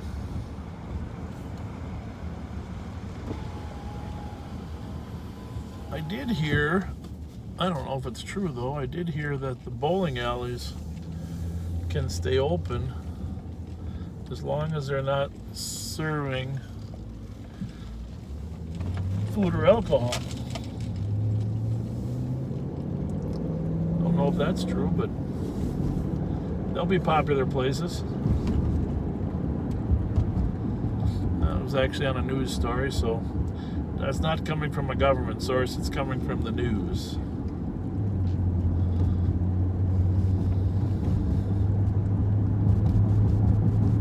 Most of the high schools are wrapping up their regular season football tonight or tomorrow, the next night.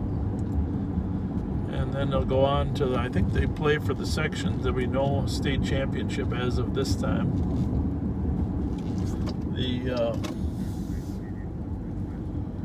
We'll stop by the founder here too. The high school hockey season got pushed back a little bit. They're scheduled to start on November 23rd for tryouts. Squads 3921 and 3929.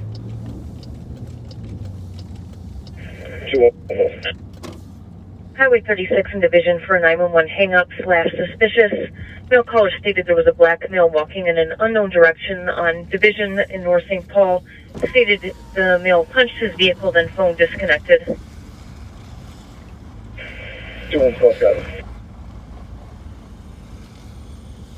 Thank you and be advised, caller pinged within 6 meters of 2371 to 2440 Margaret. Not very busy here at the foundry tonight. 2056. This is the thing, as the weather turns colder, we're not going to see a lot of Bear people Domino's Pizza on a black SUV parked in front of the address sign lot. hanging out that we can visit with. Bear Squad with us. A lot of that community engagement on the street gets more difficult. 385, you can clear us. Really got to go in, but now they're with COVID. 35 copy at 2056. It's tough to go in too. So this cuts into our community relation activity. But anyhow, hockey's supposed to start February 23rd, tryouts, and then they'll get the season started in December. Uh-oh, we're in glare. We are on glare ice here. 4496. Holy mackerel. Take a number for follow-up at 18. I'm going to call that in here in a minute, see if I can figure out who's responsible for it. But first thing you do when you train your new 15-year-old driver is tell them bridges, because of the temperature inversion there, are one of the most dangerous places we have, both on top or underneath. And that was some serious ice. Fortunately, there was no stop sign right there. But at 32 degrees with moisture and melting snow,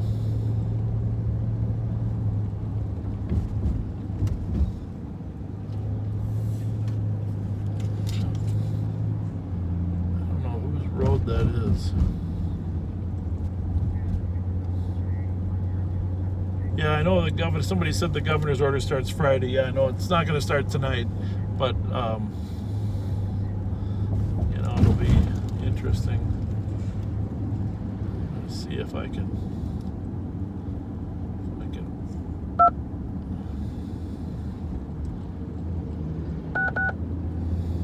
well, actually,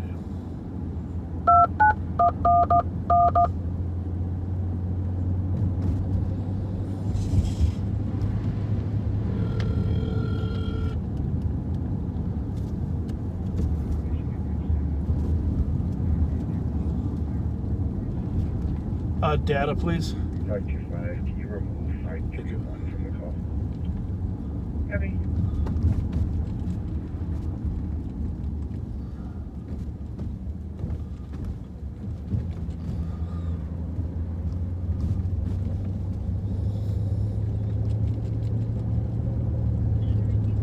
Hey, sorry to bother this, Bob Fletcher. Hey, who handles the salting and sanding requests now? Can you guys pass those on to Public Works or? Maryland between Jackson and 35. It's glare ice eastbound. Eastbound Maryland between Jackson and 35. Thank you. Thank you very much. Thank you. Bye-bye. All right, so anyhow, that was some scary ice. Only the good news is that after that 100 feet of ice, you did hit some dry pavement. It's just that part where there's a railroad train and path underneath there, so that what happens is it just 3912 copy Margaret Street, Central North of 36 are clear. Anytime you have a bridge, it can either freeze early or freeze later, but in that particular case,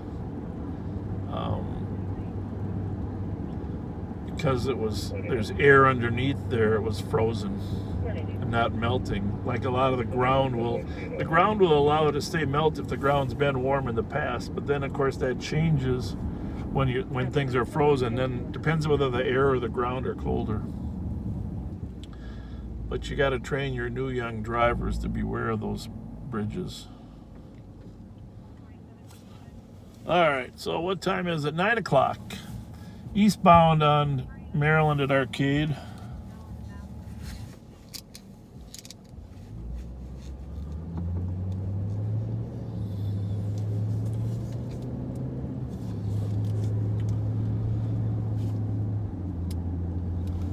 Pat, you're not missing a lot, but you know, it'd be nice to have my partner here to chat with.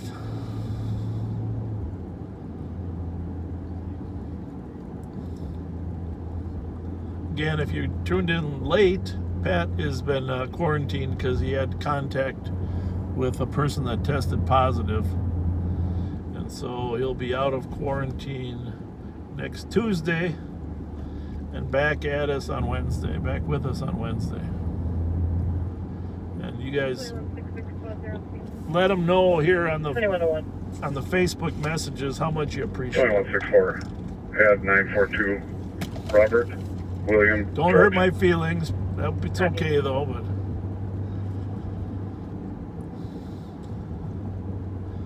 so we're on the east side now. We've been in Highland Park, University Avenue, downtown, Rice Street. Now we're tooling over on the east side on Maryland.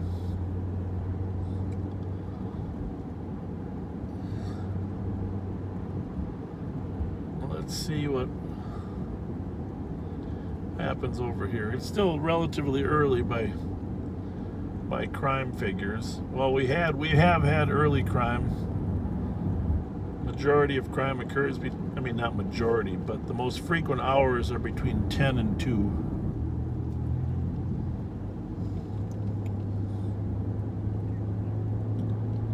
But 6 to 10 is very active as well. 4431 PPV. Very active 4-hour block. 4431.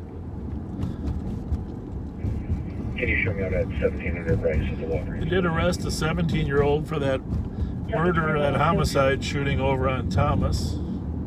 400 block of Thomas. I think you saw that in the newspaper.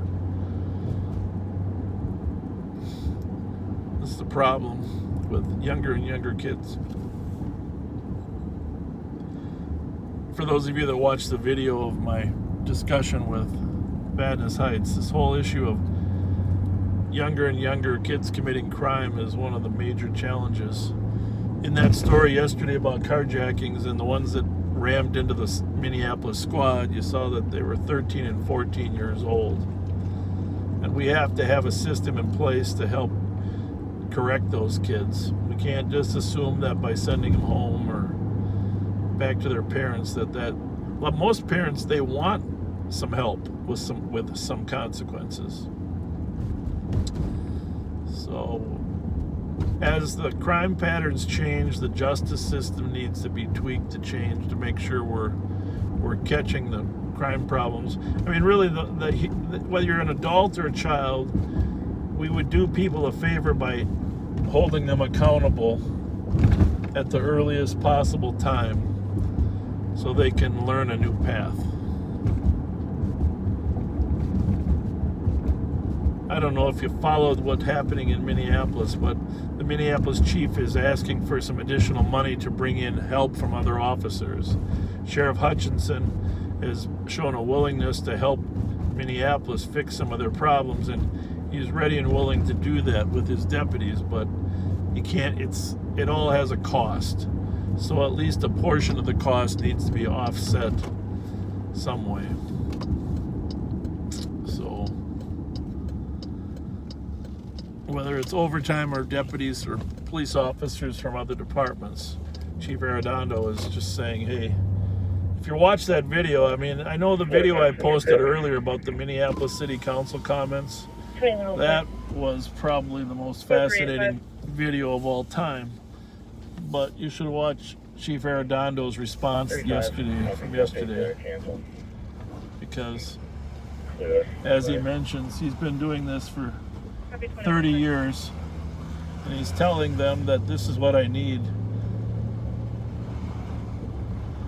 And the best line in that video, if you watch it, is if you want to tell the victims of crime that you don't want to do this, don't want to help, please stand up and just tell them that.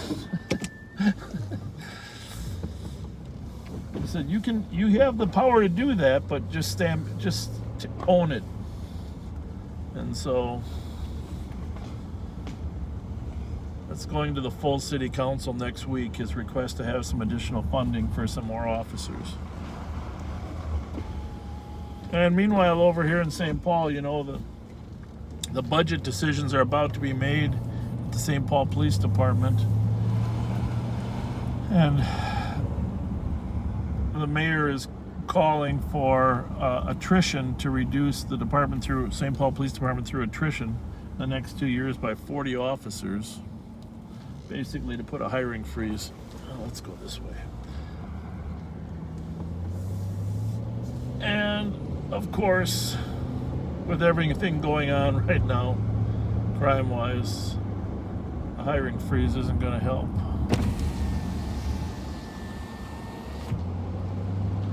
I'm at Maryland and White Bear. Wait,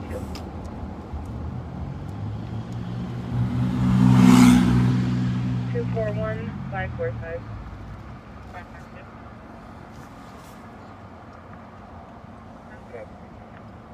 You're welcome at 2107. 3. Watching a couple of kids that are walking up White Bear there. It's really 3020 Rice Street, Unit D. too early to consider them. Comstown's PIC is advising that 10 people are in his house in the bedroom, unable to describe the parties or what they're doing. Suspicious. 2107.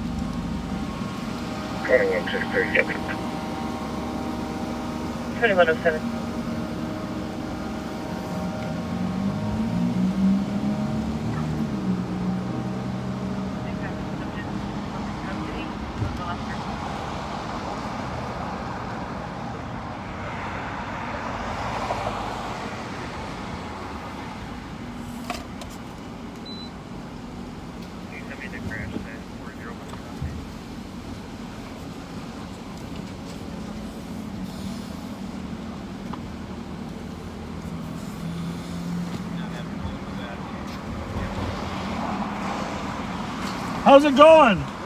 Good to see you. Good. I suppose I should put my mask on too. I just got my Mountain Dew from Harvey's, so I'm set. Nothing? I'll come back though. I'll let you working. Oh no. All night? You know, work from 7 to 7. 77? Yes. You're crazy, man. Well, you know, how are those Rams doing? How did they do? They played Vegas, right? The Vegas Raiders. How'd they do? You know? What is the game? Your mask football, yeah. You got I don't know, but this you tell me. I got brand new masks, going. No, I got a couple in here. You got a couple in here. I see right here. I got one right here. Nice gray one. Everything going okay here? Yes, well, we appreciate you guys. You're welcome, brother. I'll come by again. Thanks a lot. If you know whatever you want. Thank you. I know that. I'm good for a while. I got Twinkies and Mountain Dew. I'm good for a while. Okay, please. I'll come in and get some candy later. Okay. Thank you. God bless. See you. See you. Thank you. Thank you.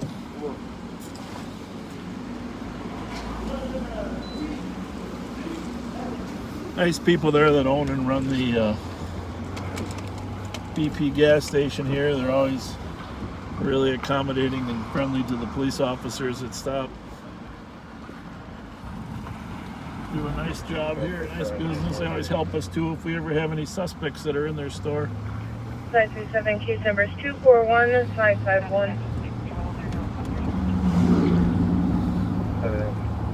Welcome 2109.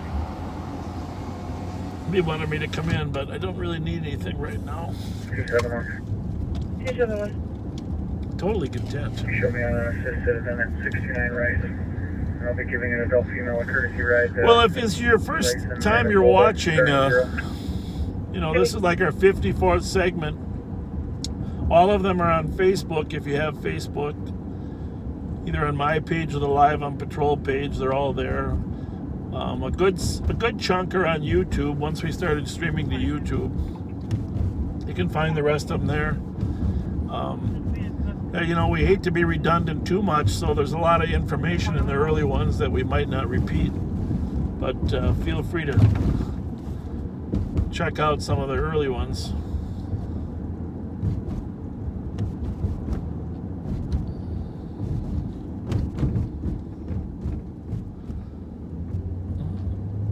People wearing masks now, that's good.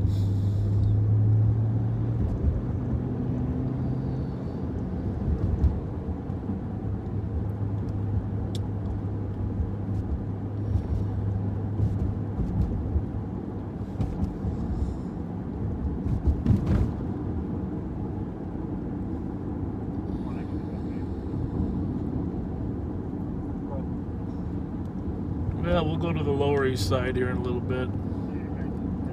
Check things out. As you can tell, I got all 6 frequencies on right now and very little traffic, but I'm guessing we will have a robbery of a speedway or some type of Walgreens, but the speedways have been the most frequent. Their report, put us at team ready. Copy 2111.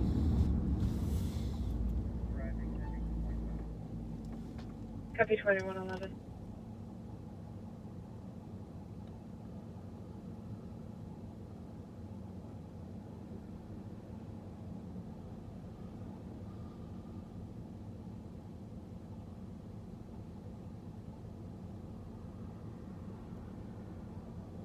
Three 379. You can clear this report with 307, 361, 384, 377. Can you put me out in team writing, please? I'm not sure who the second party we have in custody is, but like I said, Copy 2112. Probably has a weapon. Not sure if it's gun or what it is. Just be advised.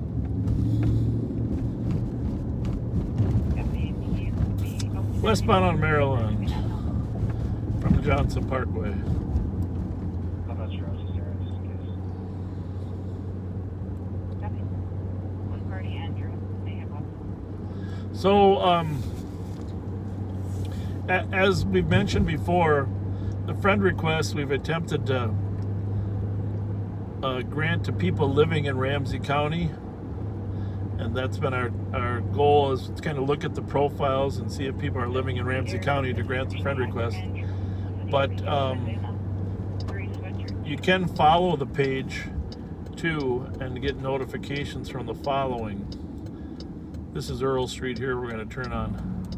But I just want you to know that we only have like 25 friends. You know, they limit your personal page to 5,000, and I don't know if you can tell that from looking at it, but we're coming up on the 5,000. So our apologies ahead of time if we can't friend everybody. Echo Lima Golf 955, Echo Lima Golf 955. please send that one to me. Just came out of that alley. Echo Lima Golf 955. 261. But I think you can hover over the friend thing and follow the page, either my page or Live on Patrol. We are planning at some point to move this entire video to the Live on Patrol page. So I hope those of you that are watching it here will follow it on that page. And of course, turns out last week 75% of the people that were watching on YouTube. I guess there's advantages on YouTube. I know it's a rocky start because YouTube was down for starters, but 75% of the viewers last week were on YouTube, which was bizarre to me, but I know it's easier to put on your television than it is Facebook. So I guess we'll know more tonight at the end. We have analytics that can tell us how many were on Facebook and how many were on YouTube.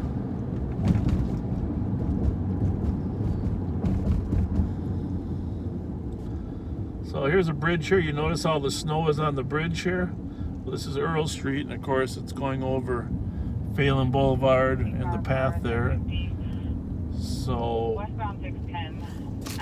obviously it didn't melt as well because the bridge was colder than the air under there was colder than the ground. Like here, the ground is warm from yesterday or the day before. We had the heat in the ground emanates up and it keeps melting stuff until it's frozen, until the frost is in the ground. Then you get the reverse problem.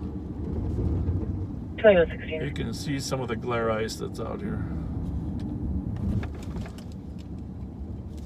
I guess I could put those running lights on too. So we're going to run down to Mounds Park Sports Bar.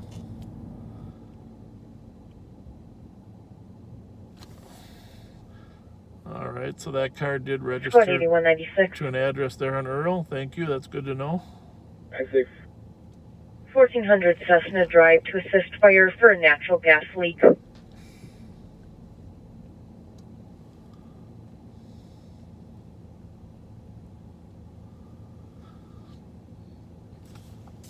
$81.95, I'll take it 6 to the door. Copy 2116. I was thinking maybe we could address Pat up in a spacesuit, NASA spacesuit. Then he would be quarantined with his own oxygen. Then he could have came with. That would qualify as quarantine.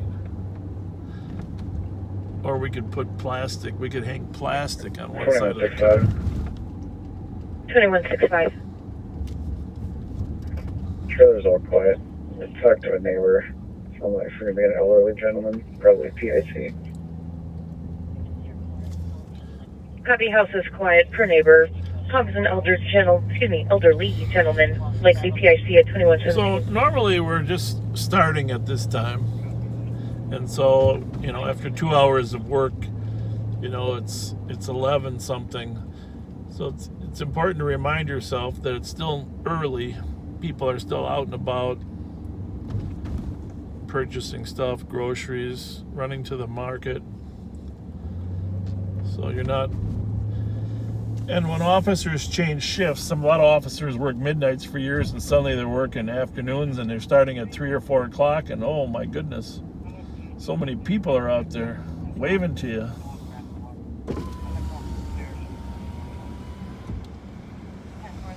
$44.54. Come back and check on that car in a minute. Phone call request of a harassment complaint. About 365, I copy en route to 729 to 818. But as I mentioned, there's so many different ways to do police work. There's a lot of different personalities in police work. We need a broad spectrum of officers. They got to be consistent on some fronts, but some are more interested in traffic enforcement. Some are more interested in catching burglars. Some like to work gangs. There's just a variety of different types of areas. There's some guys come on for one goal, and that's to have a canine. You know, we have a dog. We have a great dog, Rocco. And, you know, but he doesn't shed a bit. Are you locked out or what? What? No, my friend TP live here. I just tried to call his phone, put the snowblower back in there, but I can't get a hold of him, so it's gonna hop the fence, put it back in there. All right, as long as you're putting it in and not taking out. Put it in there. Okay, very good. But I can't. It won't stay started. See, as you see, I was just shooting it all on the street. You see all the shit I was shooting out there? Yeah, but that's good, right? Yeah, that's it. But it won't stay started now, so I'm like, I ain't got time for that shit. All right, carry on. It is. 2119. Nice to see you. What's your name? Facebook Live now, huh? You're right there now. You want to say hi? Hell no, I don't want to say nothing. You don't want to say nothing? Nope. Wow, why not? Oh, cause man, I just don't want. I'd rather keep my face off the east side. Well, your face ain't on there. It's just your voice. Nah, yeah, I'm straight though. Yeah. Well, you're doing work. You're out shoveling snow. That's good. Hey, gotta do what I gotta do. All right. God bless. At least it's legitimately. Yep. Very good. Thanks, sir. Thank you. 18, 21, and 24. Out snow blowing, trying to. He was looking over that fence, but he's trying to get in there to put the snowblower back. 94, they have a couple crashes requesting traffic control. Oh, they got crashes on 94. Here's the problem. Is this Both cars at 2120. the bridges on 94 are going to be just like that bridge there that we went over. Some of them are going to be glare ice unless the salt is out there. It's just critical to. This is what happens when it goes from 33 to 30. These things start freezing on the surface. Any moisture that ran there during the day. 2120. That was just a call for some accidents on 94 over there by the U.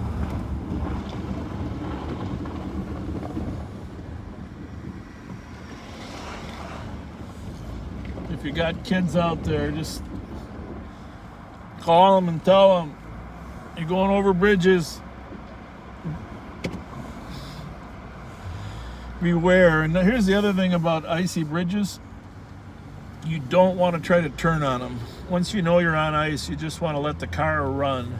You don't want to put any force on, because if you turn the wheel, put gas on, you're going to spin out. 2163. Just gotta. About my location, sure. Just gotta let the car run. Check the bus first. Copy, nice number, code 4. Copy, thank you. 2120. Where are they? Copy, 2121.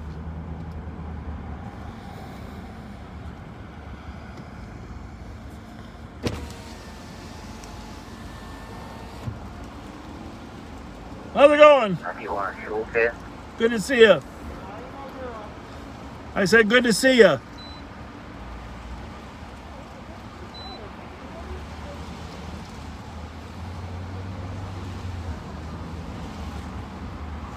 Oh, 07, it looks like he's out of the car. Okay. 2122. Metro, I'm good. I just need someone to close it down. You guys said they were en route. They're going to close down 91, I'm in the tunnel now. I'm as quick as I can. some of the entrances onto the freeway there. 10-4, take it easy. These ramps are glare ice. Ramps, did you hear him say the ramps are glare ice? Yeah, that's going to be the story tonight, I'm afraid.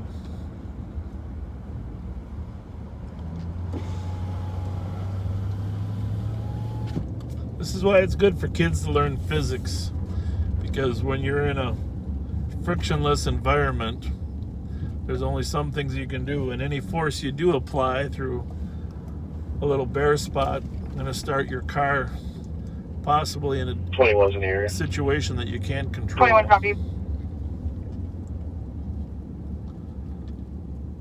And if you hit the brakes too hard, that'll cause a change in your attitude as well.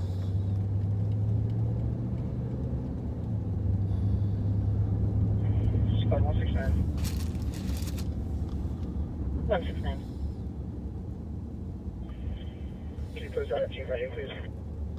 So if you just joined us because you thought it was going to maybe be at 9/11, or your wife made you clean the house, or you had to do homework with your children, or If you're just waking up in Australia, we are in the east side of St. Paul. 263. We'll start me another crash here at 65 southbound to Highway 10 westbound. Southbound 65 to westbound 10, 10-4, 2124. Southbound 65 to westbound 10, another accident. Part of the ramp where people can carpool. The HOV lane, please. People are going around me. Copy. 3-4, code 4. Vehicles unoccupied. Copy at 2124. So anyhow, we're in St. Paul. My name's Bob Fletcher. Pleasure to be your host on this Live on Patrol. Relatively quiet night so far. 1821 to 24. First of patrol, let's just block off the whole ramp. Cars are crashing into this squad right now. Cars are crashing into the squad now. I'll just all eastbound traffic. 2361, copy en route to the medical in North Oaks, 27 East Oaks Road for an 82-year-old male, conscious breathing. Fell from the, had a fall, is bleeding from the head to the squad to assist. Well, that's not good. For 405. Copy, anyhow, we had 5 to 8 inches of snow yesterday, and temperature is 31 degrees, but we got a lot of glazing over of the melted ice, especially on bridges, and so we're having some accidents in the city. A lot of it melted.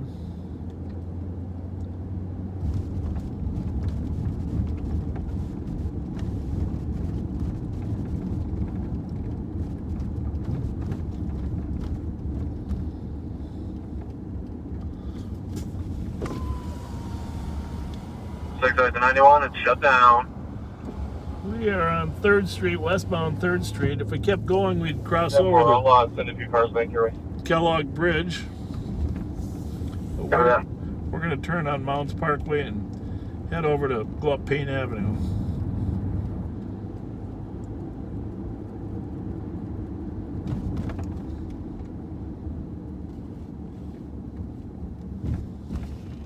$1862 to 21. Do you guys need more squads over there?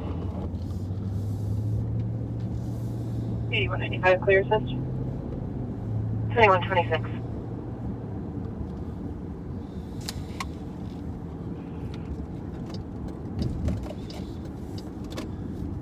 Yeah, I'll start over there. Metropolitan State University here. Dispatch copy. 6th and 5184 transport. Great institution. 5184, go ahead. Affordable. Wanted oatmeal from my location to 1781 North Albert, Falcon Heights. They also have 22955. a law enforcement program there. Heavy transporting one adult male to 1781 North Albert to 2127. All right, we just had a car stolen on West Minnehaha. 73 Minnehaha Avenue West. Caller advising That's already found my K9. That's me, A Volkswagen Passat. Westbound on Minnehaha. Still close running, keys are inside. 2127.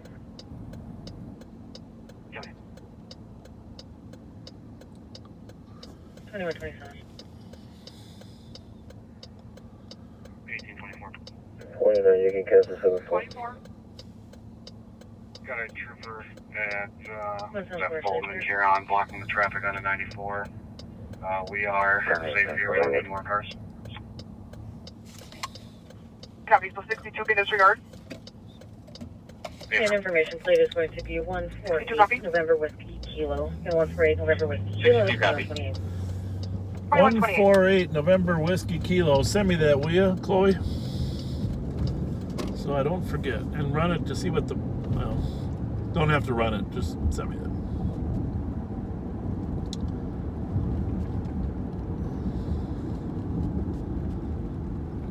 Instead of going up Payne, we're going to slide over a little bit.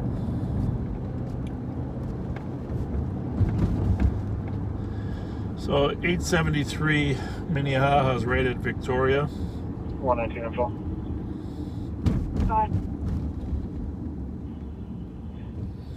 The first party in custody just identified that party as Nick.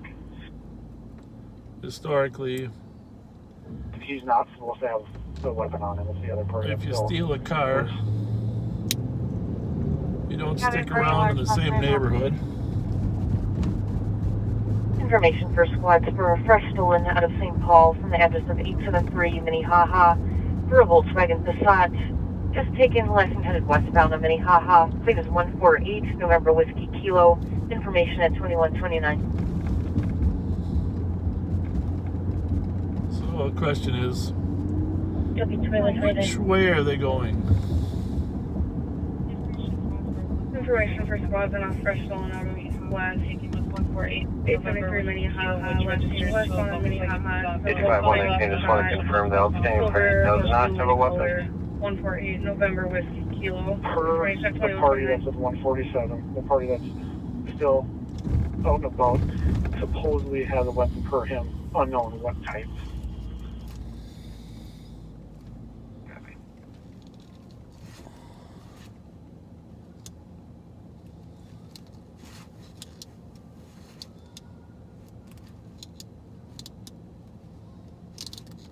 Information for squads on a fresh stolen out of St. Paul West at 873 Minnehaha.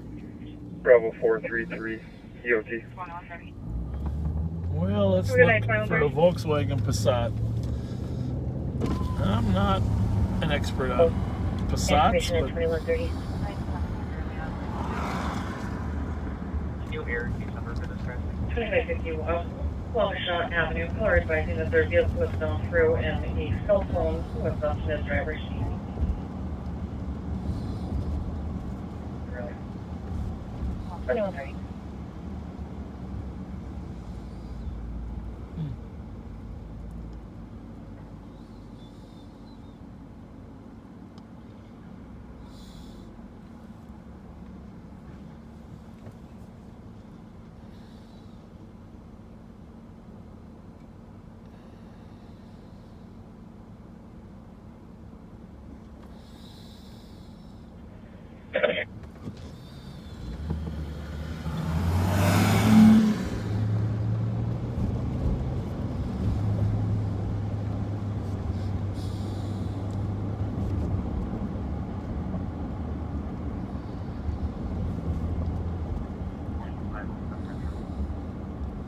If you see a Passat there, viewers, let me know.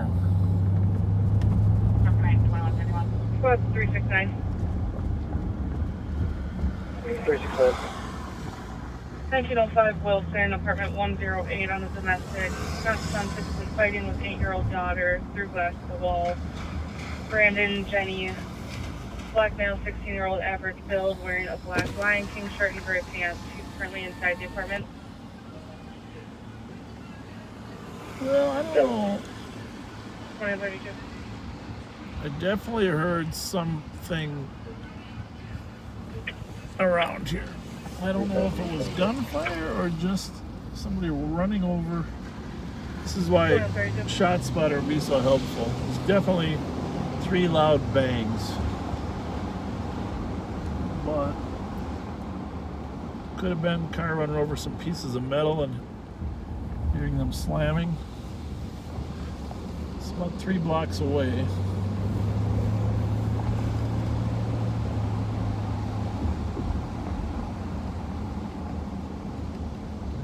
Direction. Things echo around downtown here.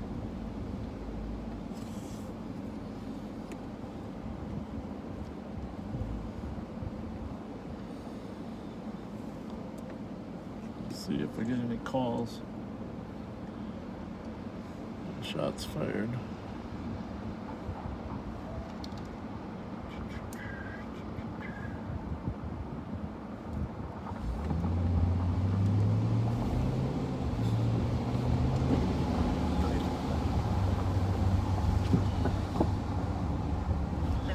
The Dreary Plaza Hotel originally was the Embassy Suites. If you're bringing your kids somewhere and you want to make sure you have an extra room for them so they can play video games, the Dreary Suites.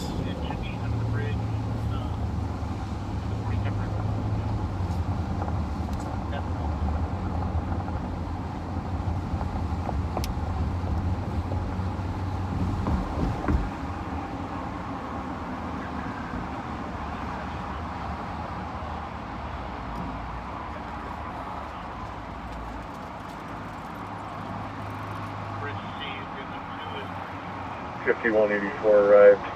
958 is last street. 5184 It's a copy. 2003 blue Volkswagen Passat that we're looking for. 2414 on County Central. Status check. 2414 on code 4. Code 4, thank you, at 2134.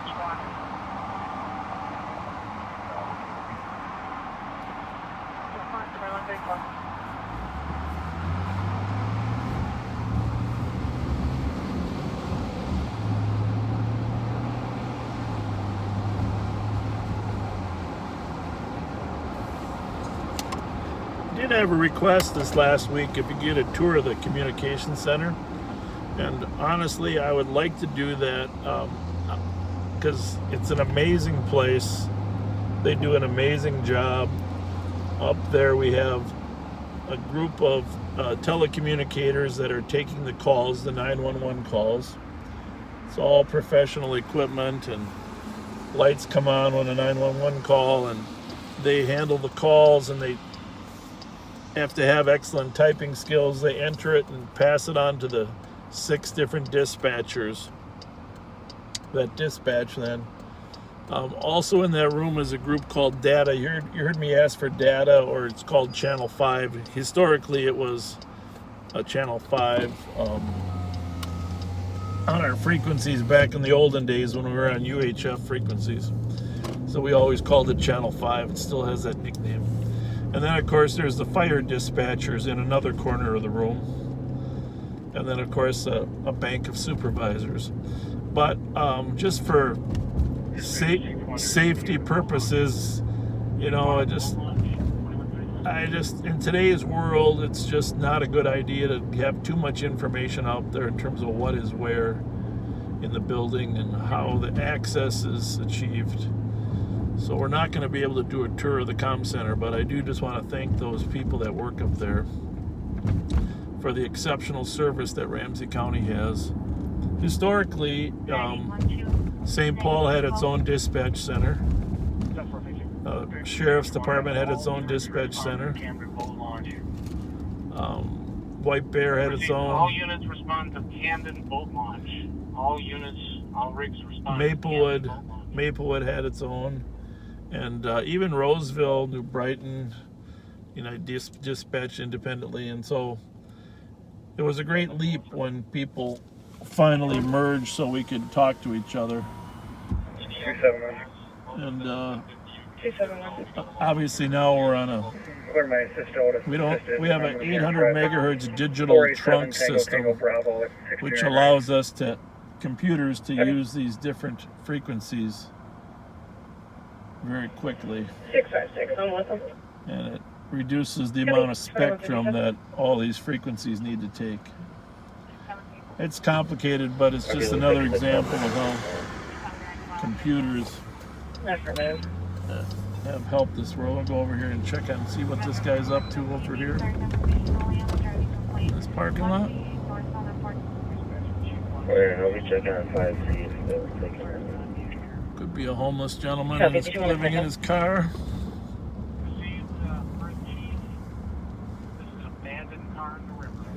179, this is Shield 189. I don't want to scare him away, but it's the same, not hurting anybody, but at the same time I just want to check, see what's going on here.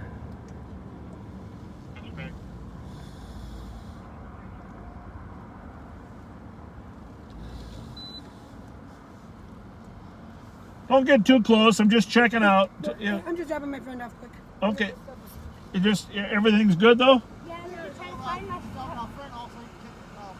Catch the bus? All right, just no problem. I'm just checking on you. Thank you. All right, you bet. Have a good night.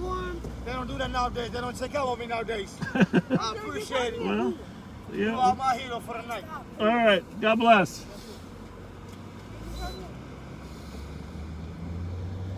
Innocent enough, they're just dropping somebody off at the bus stop on the corner there, and maybe to get on the light rail. But it's an open parking lot, really nothing that they can be suspicious of there.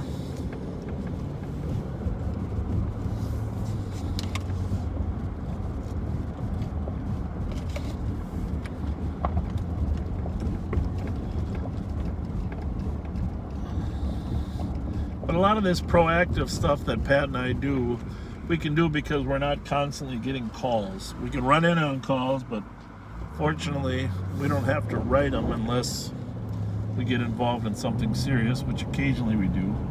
But for the most part, our community outreach is really a function of having time to outreach. And that's what's lost when you cut your police departments. You lose the inability to connect and build relationship. 180. And the sad part is, 2159. obviously it's the most important part of our job. And having a relationship with the community is critical. Having trust from the community is even more important. And it's so valuable to have that interaction. But at some point, you start to wonder if some politicians want us to be able to have that relationship. You know, if you keep cutting and you just go from call to call, then we lose that time to have that relationship. And they certainly know that. So there are tons of studies done on the optimum amount of call time in terms of how much an officer should have to be able to connect to the community. And every chief knows that, you know, you got to have a third of your time without a call so you can connect. Ideally 40%, really. You'd rather have your officers out on what we call proactive police visits on a regular basis. But that's the only way you're going to develop the positive side of what we do. Otherwise, you just force police to just go to calls where they're making arrests. And they're not able to make arrests sometimes when they want to help like that woman down here on Rice and Charles. So there's no question we could use some help from mental health professionals and youth workers, etc. But those social workers can never be the first one to a call. Things can just deteriorate too quickly.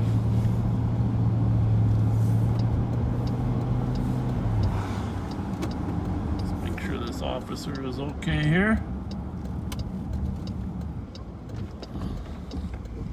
161.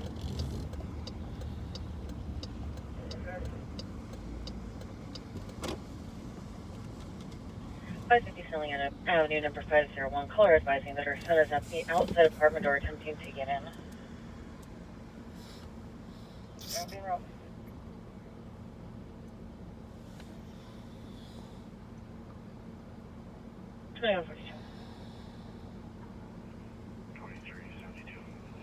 189, do you have the constable? Copy. Can you pull me a number for suspicious? Use 1550 Larpenter, rank Carjacked 837. See if we can get you another view of what's going on here. Chloe, maybe you can let me know what's going on at 1550 Larpenter, 629 Rice Street.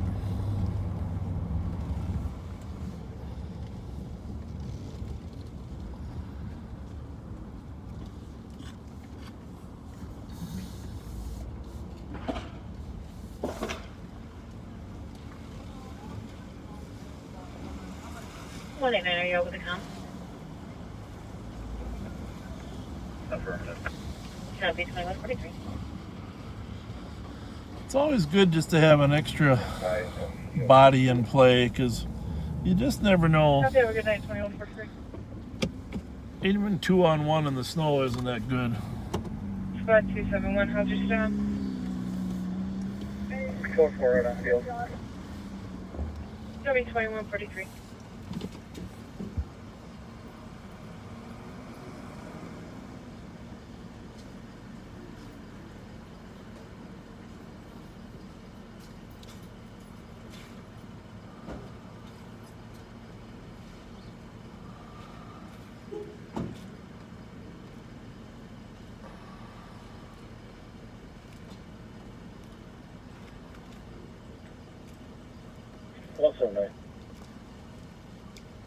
One seven nine.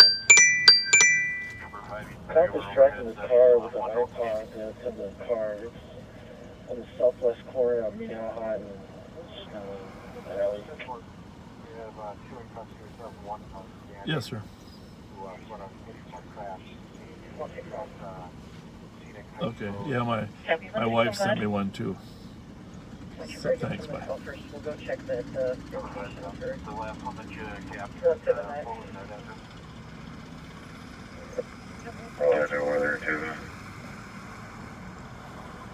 Thank you for everybody who's been sending me a picture of the Passat. We have one of our passengers. 3921. The male hat, Ronald Johnson, got a gross misdemeanor for domestic assault. And you have 3929. Wait for a second squad. 29, I'm waiting out for it. Well, I'm gonna assume these guys got this handled. Put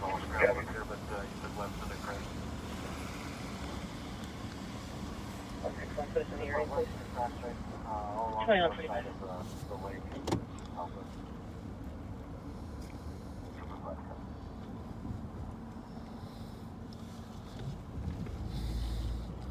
Back on the trail of the Passat.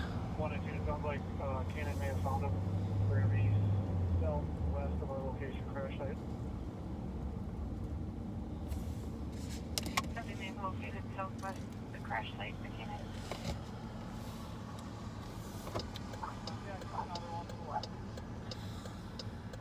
Copy, making contact.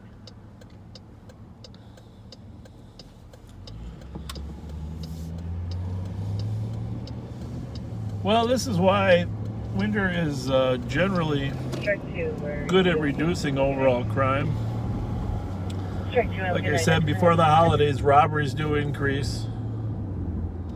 That's one problem, and we'll see an increase in robberies of stores, commercial stores.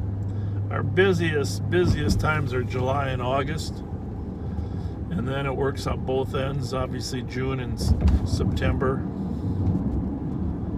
But July and August are, the busiest times, and then, of course, spring and fall, We're not seeing this vehicle over here. busy as well. Maybe have a updated location or still the same area. Still the same area. Copy.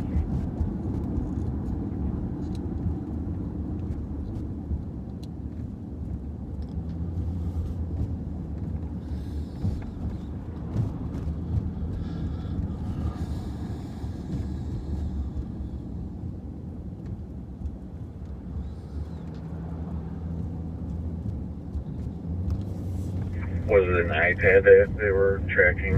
Maybe they tossed it. 179 affirmed. He's stating that it's in the area. They're still tracking in the area there. Yeah.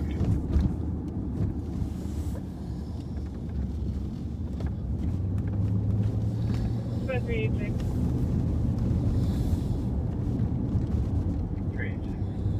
What squad was this? Can you head back to 1527 Westminster, apartment 208? Caller states that the male is refusing to leave and pushed her down.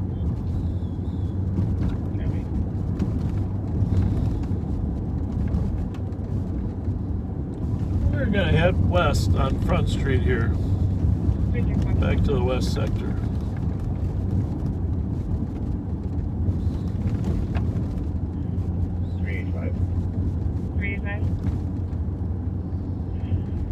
Clearance advice, we'll go with we were out there also earlier.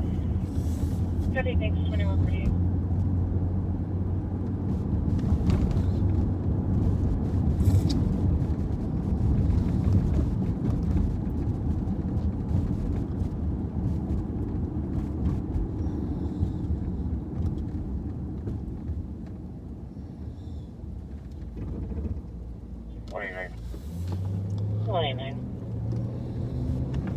Sorry, but it's tracking to the rear of the speedway in the alley.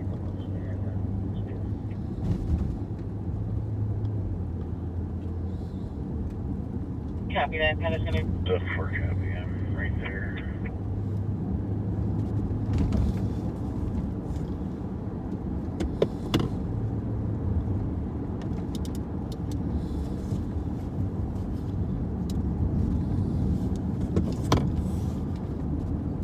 westbound on front coming up on Dale Street. For those of you that are familiar, we're at Crossroads Elementary School on our right there.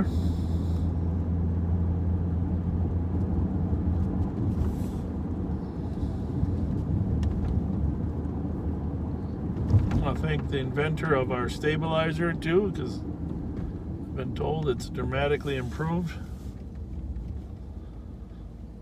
everything. I don't think that was a Passat, but picture I got is a little squared off, a little more squared off in the back for that year.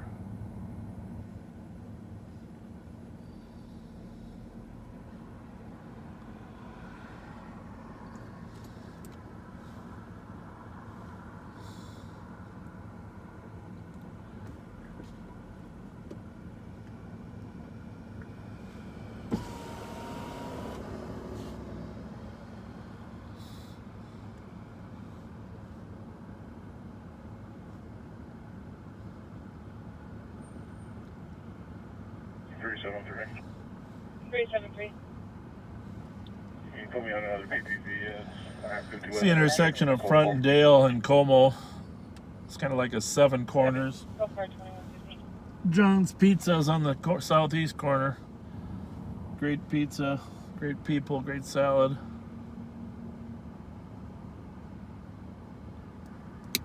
We have a light that appears to be stuck. Yeah, I think I know why too.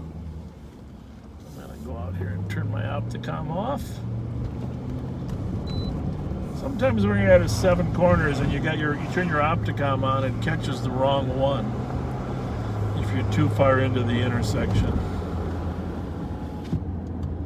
And that's what happened there.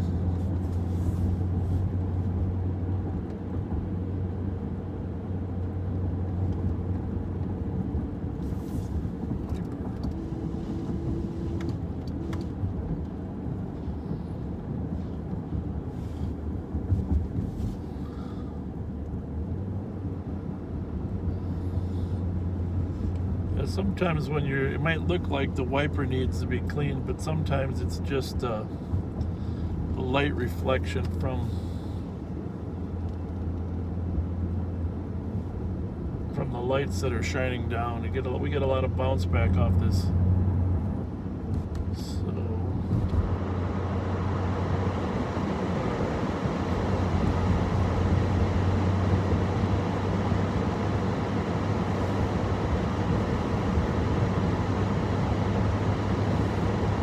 Someday we'll have a camera outside.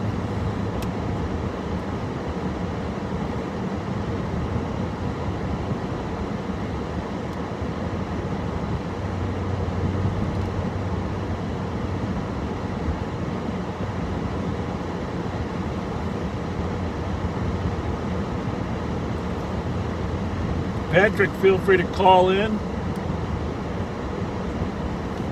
Give us a little chunk of wisdom.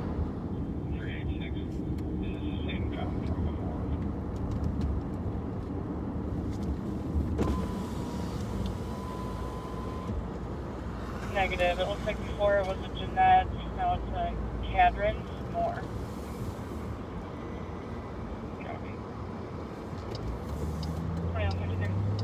South on Lexington from front. It's going by Gabe's. Gabe's in the park.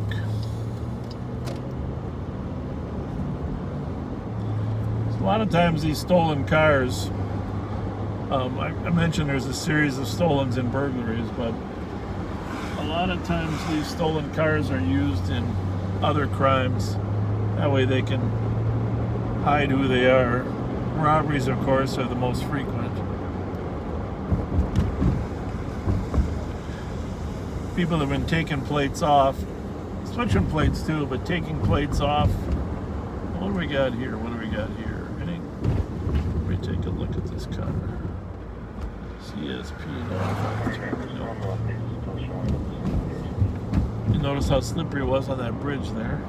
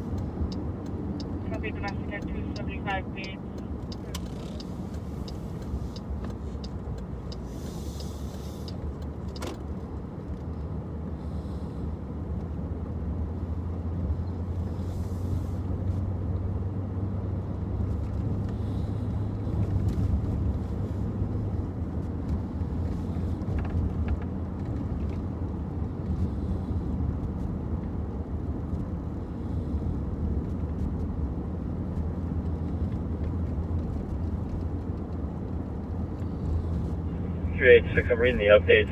Was this the ex-boyfriend and not the current boyfriend, McDaniel?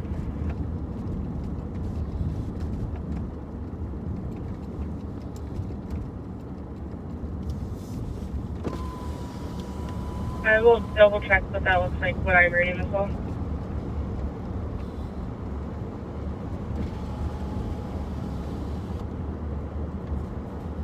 Oh boy.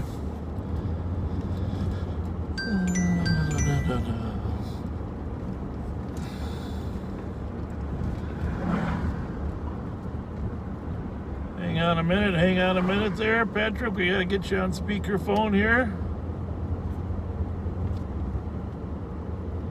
Let me see here.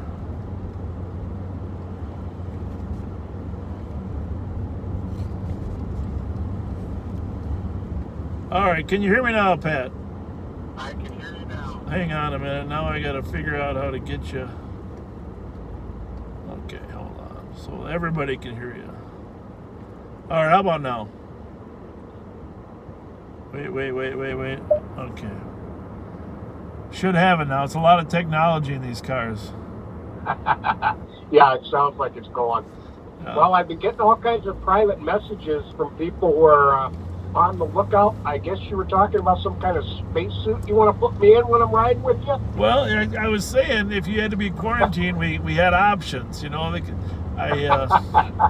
could get you in a spacesuit with your own oxygen, your own air. We'd have to stop every so often. I got a couple air tanks for scuba you could breathe off of.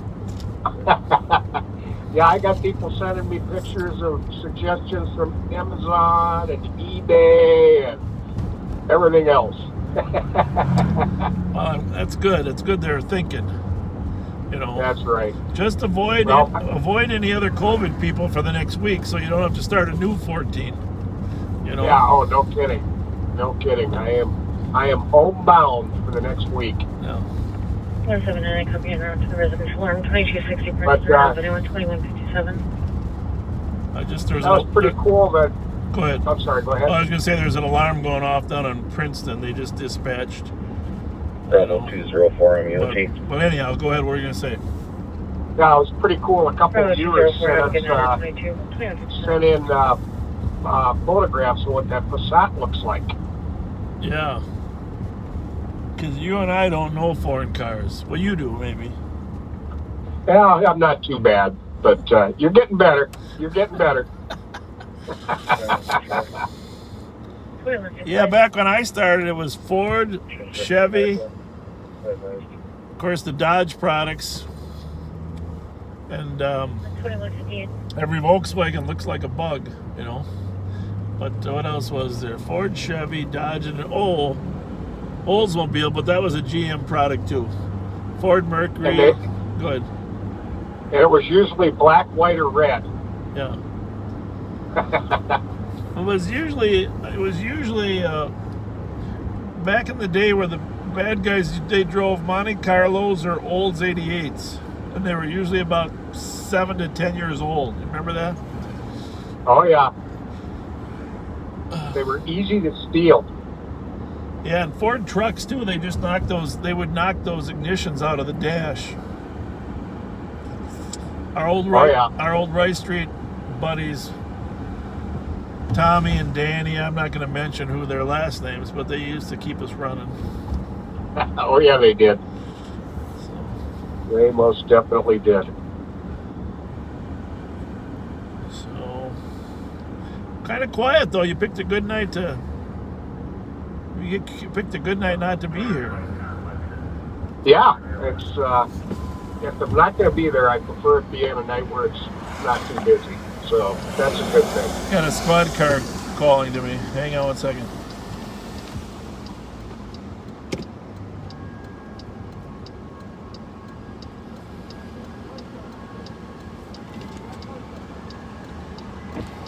Oh, I guess he wasn't calling to me. He's calling to that gentleman who didn't have his lights on. Ah, okay. That's good. Good to know.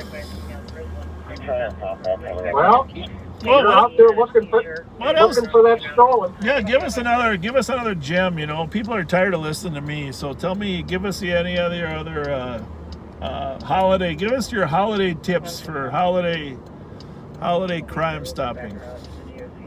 Well, when you go to work in the morning, it's probably going to be dark when you get home. Yeah. Leave some light on in the house. Yep. Maybe even leave a TV on. So there's a little bit of movement going on in the background. And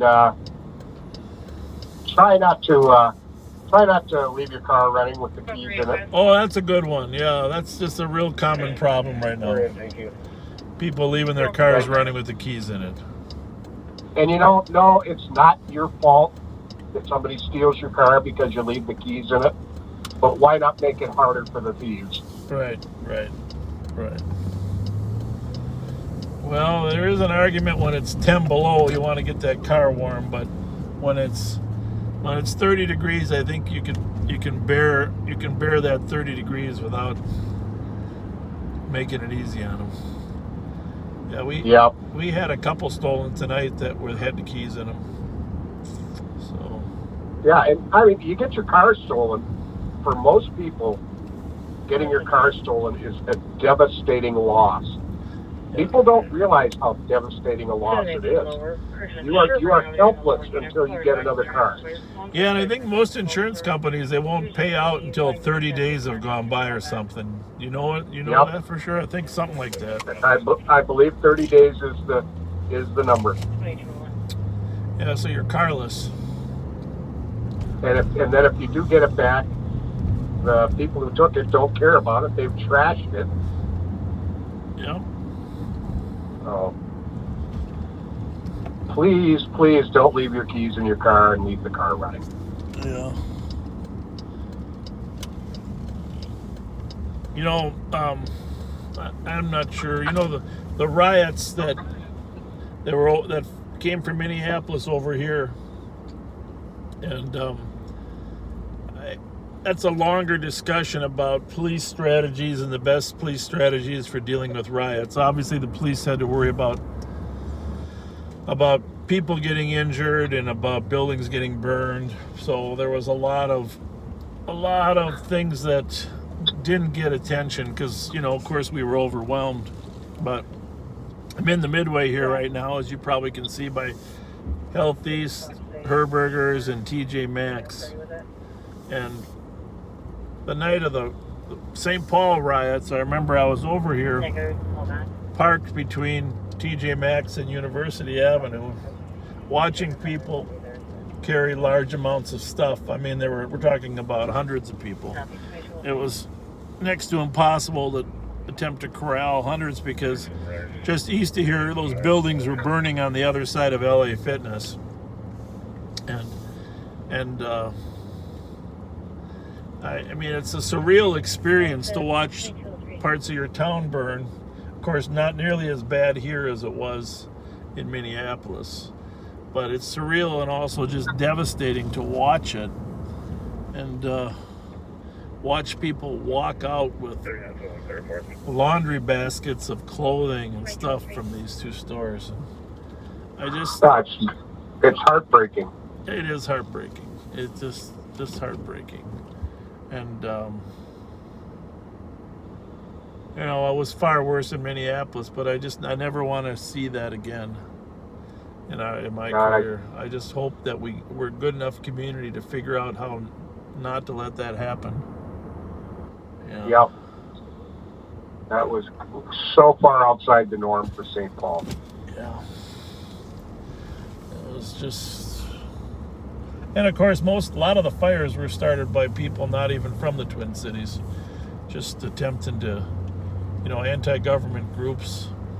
But let's face it, a lot of the looting was people from the Twin Cities.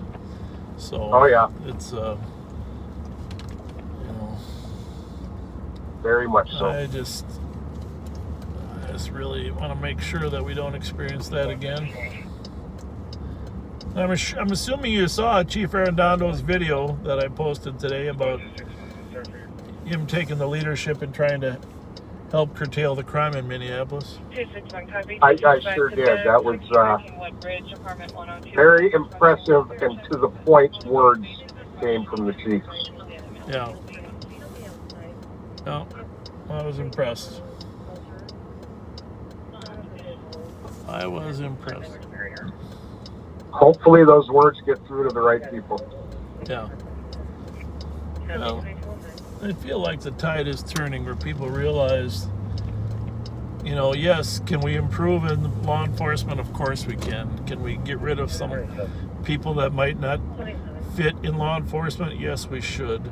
But by and large, you know, the men and women that you and I work with, they're just trying to make the community a better place, and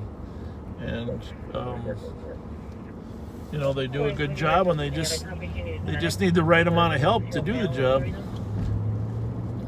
I think by and large it's a very noble profession and calling. I really do. And for the most part, it attracts the best among us. Yeah, there's no doubt we got to weed out the few that aren't, but the men and women that I've worked with, you can just see that they're just trying to make the community a better place, and here's the other side of it from our experiences that we've seen. By and large, the community is supportive. It's just that for a while, some voices had more microphones than others. So that was well put. That was well put. Well, I'm going to let you get back to finding that Passat and get back to watching you on patrol. Don't get to watch it from this view very often. Yeah. Yeah, well, thanks. I wish you were here, buddy. So. Well, I will be next week at this time. Yeah, all right. Very good. Thanks, Pat. All right. Thanks a lot. Take care, bye. Talk to you. Bye. Bye. The business is still open. Staff is inside. Everything appears normal. I'll just go ahead and cancel. 75 J, sir. 75, copy. 181 will go from something. You can make me primer. Yeah. Good idea here from Joe Marshall. Put your lights on a timer. Timers are great. I'm a big fan of them inside your house. So at 6 o'clock at night, your lights come on, or maybe even 5 before the sun sets. Those are all good tips.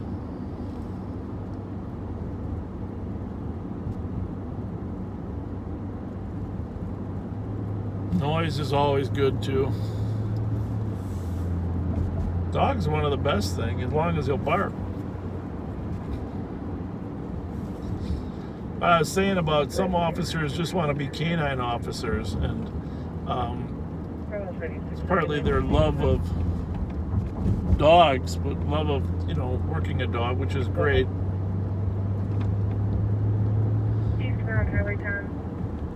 The one thing I never really could get a grip around are those German Shepherds shed so much. And that's what's great about our dog. Combination Bernese Mountain Dog and a Golden Doodle. Copy, eastbound 10, just west of 51, Honda Civic, no. Just wonderful temperament dog, great personality. They say that the dog adopts the owner's personality, but the truth is my wife and son are the primary personalities around him, so it's probably their personality. But he also doesn't shed, which is totally the best dog ever. Eastbound University coming up on Dale.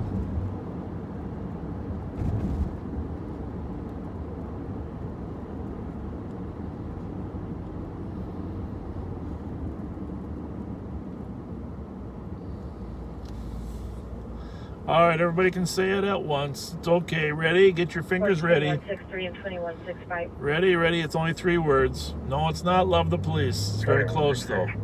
We miss Pat. We miss Pat. Culper Way in Whitebeard Township for medical for 60-year-old male, conscious breathing, having stomach pain. 2163, copy, otherwise. Copy 6, 5, you're clear. 2210. 2361, you can send that 037 on the Democrats. 180. 180. Line 0, 10 my call and make an investigation now in the duty. I'm checking all these plates of cars just to see if I can find that 148 on the Passat.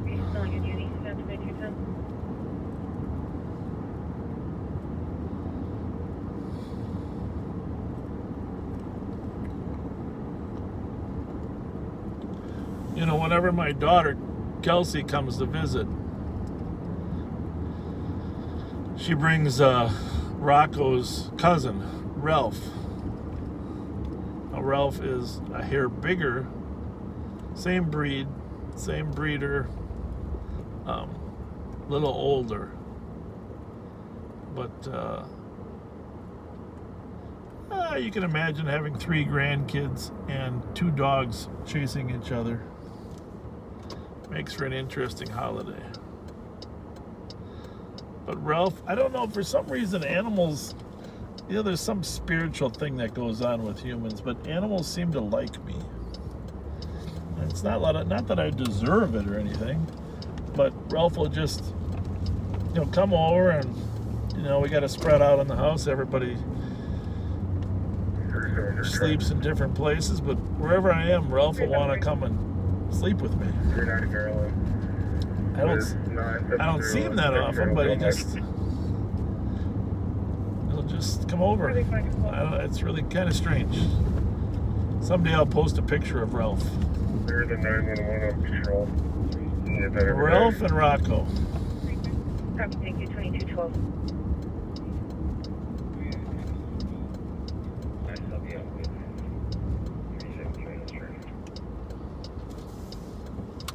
Every bicycle.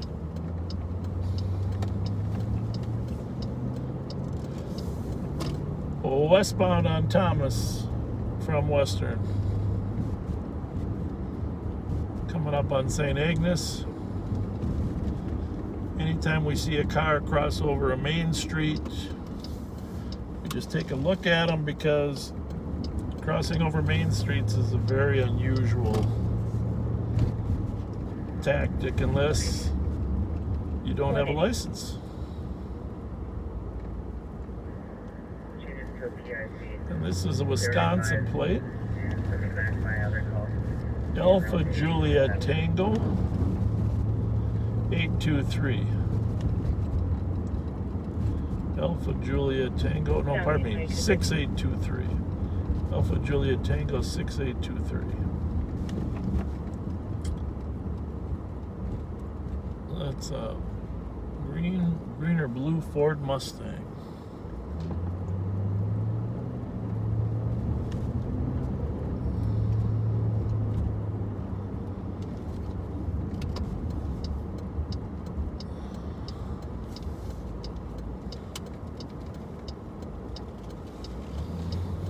And at this point, I don't have probable cause to stop the car.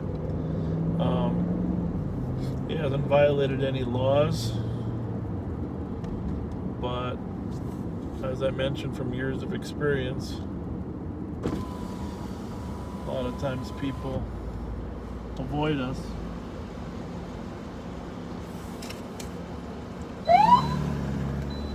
Now I do have probable cause, and I'm not going to stop him, but I'm going to talk to him because he's texting. Hi. How's it going? Well, you know there's a text. Just stop your car, okay? Okay.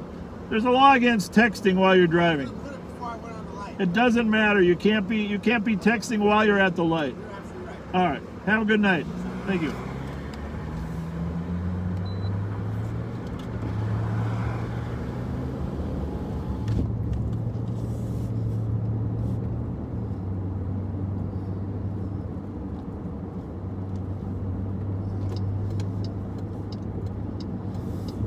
anybody's running that for me, but if you are,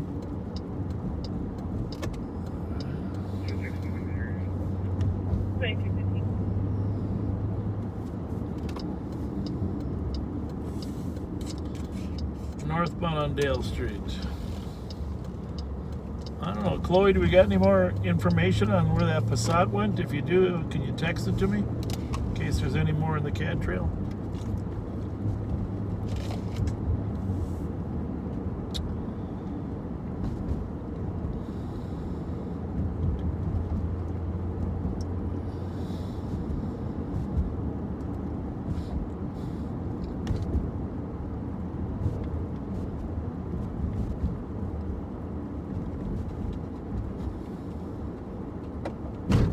A lot of squad cars out here right now.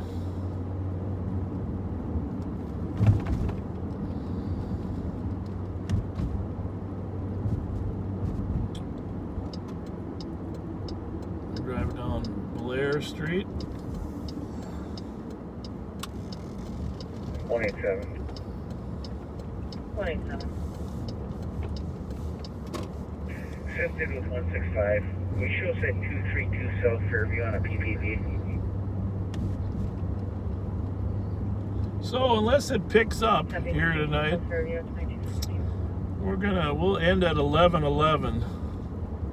If something really starts popping, we'll do an overtime, but Can you have the copy of everybody should get a good night's sleep if there's not much going on. And obviously, here's the thing, if something happens while I'm on the way home, I'll throw the live back on. Thompsondale with 527 Lima Mike November. Thompsondale at 2217.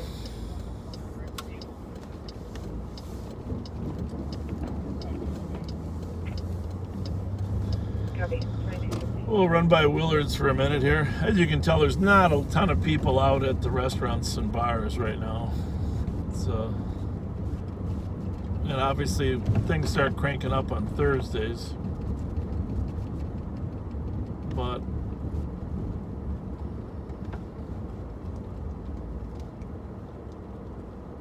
9175. 75. It's just 9171 on an alarm at E&G Products, 1627 9th Street, audible to bring the office motion. Copy. 2217.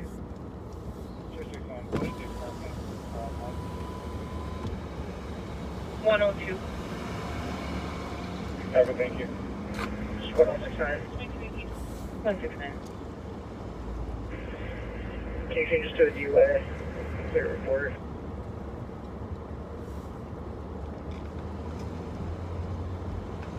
Copy, 2218. 161. 167. We'll be clear DUA. Copy. Squad 181. 181. Retail is a suspicious market GOA 174 10-8. Copy, 2218.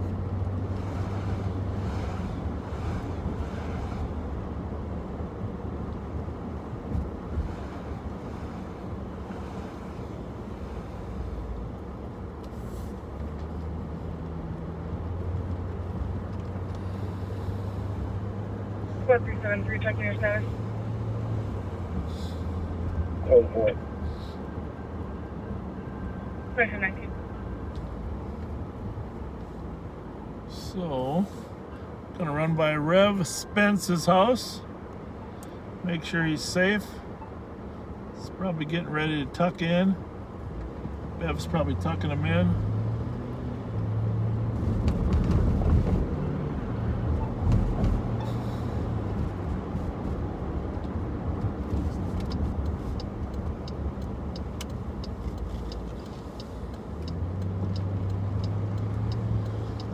So this SUV just went down westbound, did a U-turn at the end of the block, probably fine, but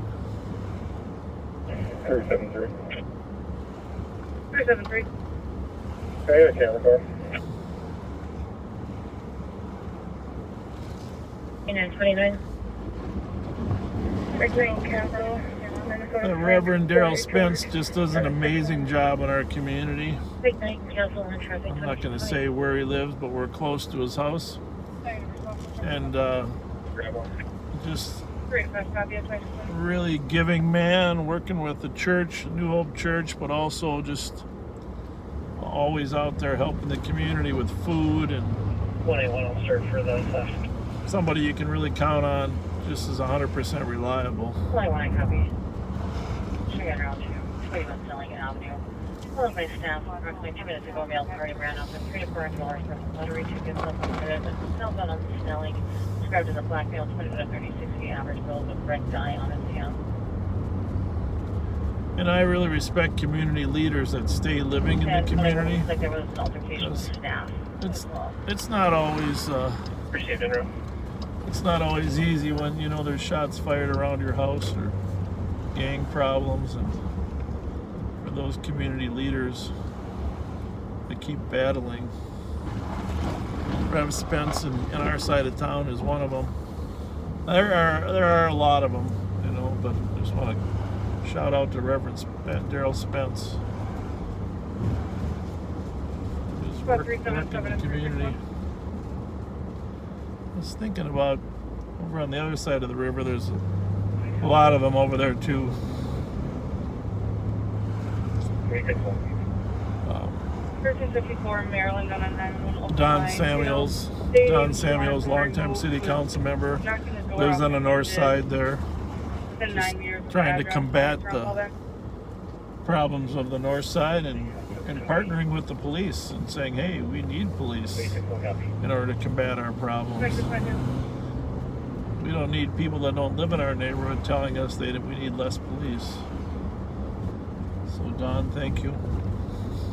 Long term though, there are days, I gotta be honest with you, there are days that I just shake my head about how we're gonna get back. And the only way we're gonna get back is to start focusing on 8-year-old children through the time they graduate. Just take those elementary school kids in 6th, 7th, 8th, 1st, 2nd, 3rd grade, help them succeed, give them the skills they need to be successful. Of course, that's reading. Reading is the number one. Does roughly match the suspect from the other speedway. There might be a squad in the area of Hamlin Marshall. Wouldn't be a bad idea to set up on that holiday, see if he tries to go for 3.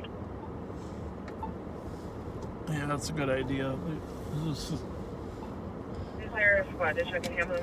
We can run over there too. But back to the kids. We need a 10-year investment to change a generation. Obviously, 12 to 15 would be better, but at a minimum, a 10-year strategy to help 1st, 2nd, 3rd graders successfully graduate from high school and have the skills to get a job. And reading is the first building block. Of course, there's a variety of other ones, other assets kids need: social skills, athletic skills, self-esteem skills,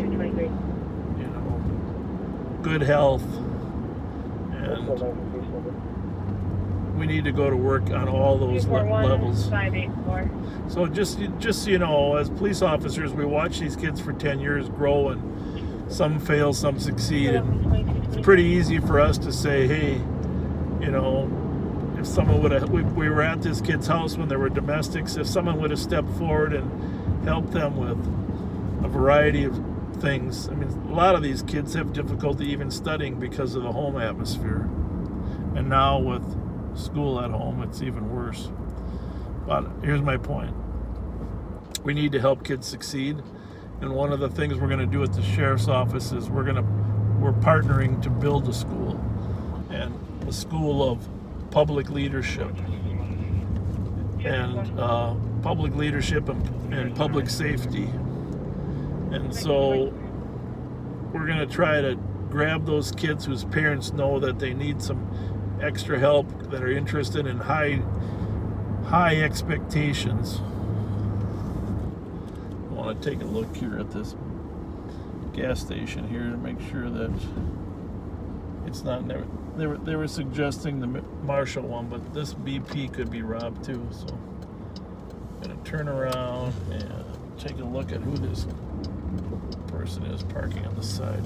Anyhow, so in the next couple days, I'm gonna post on here our information about our school that we're trying to develop.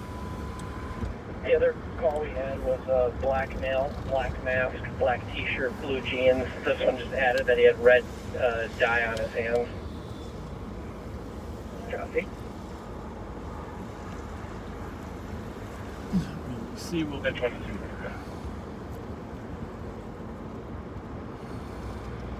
So I'm going to post some information about our school. If you know someone that's interested in trying something different and something better for their education of their children, I want you to take a look at the website after we post it. I'll post it tomorrow, and send them our way, because we're looking for people to express interest, that they have some interest in being part of a different, more structured, more challenging environment with some public safety servants helping guide them. And you can probably find the link, but I'll post it tomorrow if you wouldn't mind taking a look at it.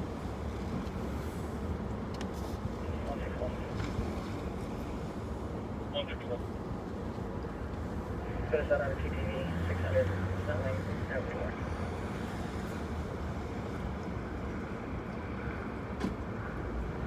Copy of 600 Snelling Avenue North, 2227. Alright, I'm going to run over to Marshall. Deer Falls, 2227. 181, the did go eastbound on Marshall from this location.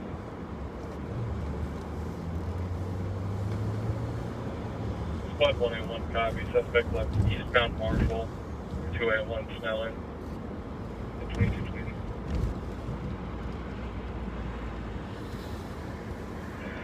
We're out at Handlers. Hey, Chloe, send me the notes. Was it actually a robbery, or just they suspected he was going to rob?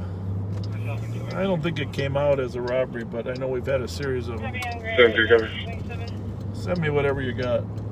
7-5, copy. 2227.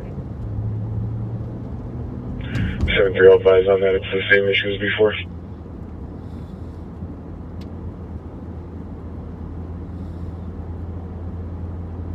Copy, 2248. 286. 286. It'll be me. 261, 265. Copy.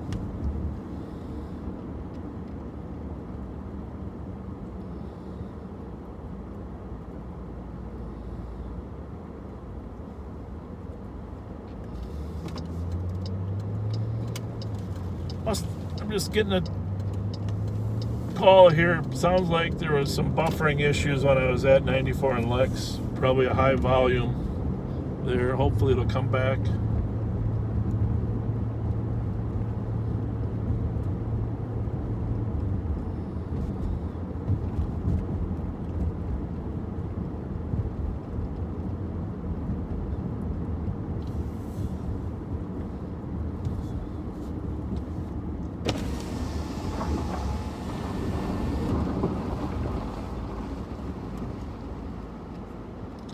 All right.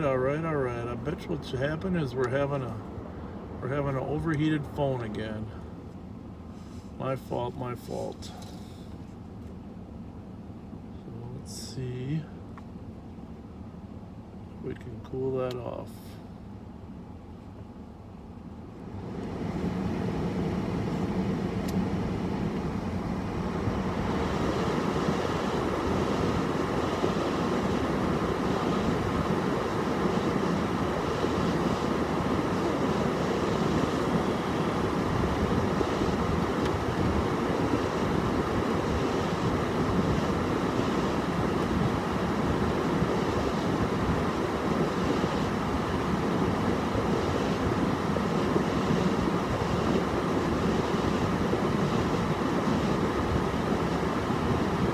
squads 2166 and 2164. 2166. Six four. 3561 Lexington Avenue north of the Cavern Grill in Arden Hills for medical for a 30-year-old female not conscious but is breathing. Passed out. 66 copy. 6-4 copy. Thank you, 2230. Let's see if it comes back on now that I got the air conditioning on. See if that's a problem. I bet it is.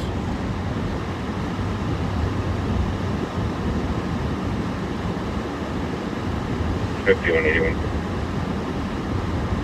5181.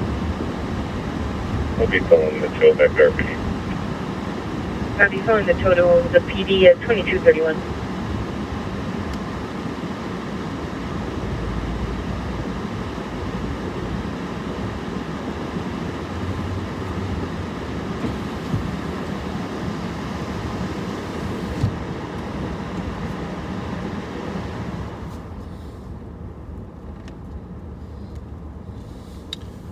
So Chloe, if you can send me the notes of what happened on the Marshall and Snelling Speedway, that'd be great.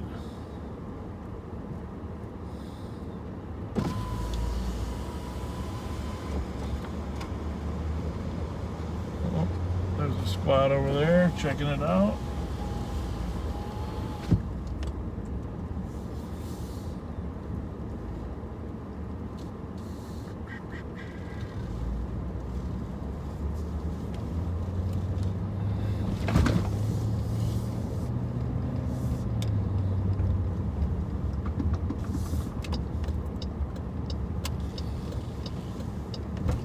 Eighty-one 8195. There's a down traffic light eastbound 694 on the ramp from Silver Lake Road. I'm going to be en route to that. Copy for down traffic light eastbound 694 on the on ramp from Silver Lake Road. You need to notify Public Works.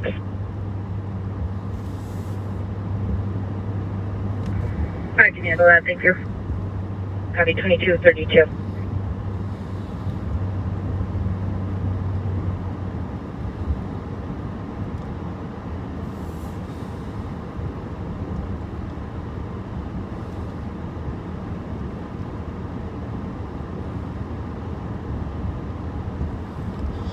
Alright, so originally that call was actually a theft of lottery tickets, similar to what happened down there in Hamlin and Randolph. 447 Air Mile. 2233. Had red dye on his hands. He probably stole. Like, sometimes they do a till tap. They just grab the money in the till without a gun, but they threaten or intimidate the. They threaten or intimidate the person working there, so they back away. Then when they grab the money, sometimes they end up with a die pack. The die pack explodes when they pull it out of the till. When you're ready, 202 Brittlewood on a disturbance, loud music coming from inside the home. Copy. Yeah, I think earlier when I was cleaning the windshield at your request, I turned the hot air on to dry it off so it wouldn't have any smudges, and I probably didn't turn the hot air back off the windshield, so live and learn, live and learn. 2164, arriving with fire. Somebody's got to remind me of all these things. Copy 66, you can be clear. Whole Foods, formerly Liberty State Bank. 2234. Liberty State Bank. Way back in the day. Across the street, we miss O'Gara's. Southeast corner of Snelling and Selby. Timmy O'Gara.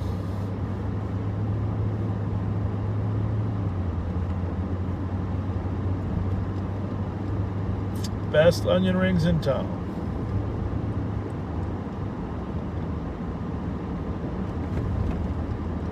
Great St. Patrick's Day parties.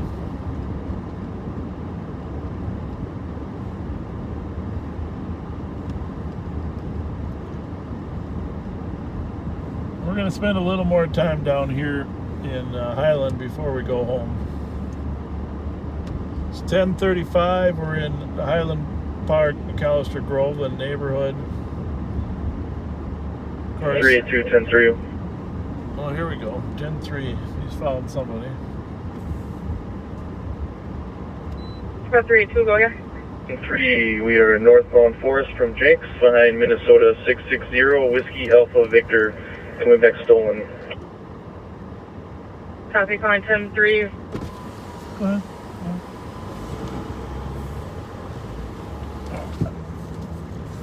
Forest and Jenks. See what happens here. If they're behind a stolen over there, northbound. We're in the alley north of Cook from Forest. We're gonna light it up. Copy in the alley, 2236. 181. 181. Total theft amount is $360.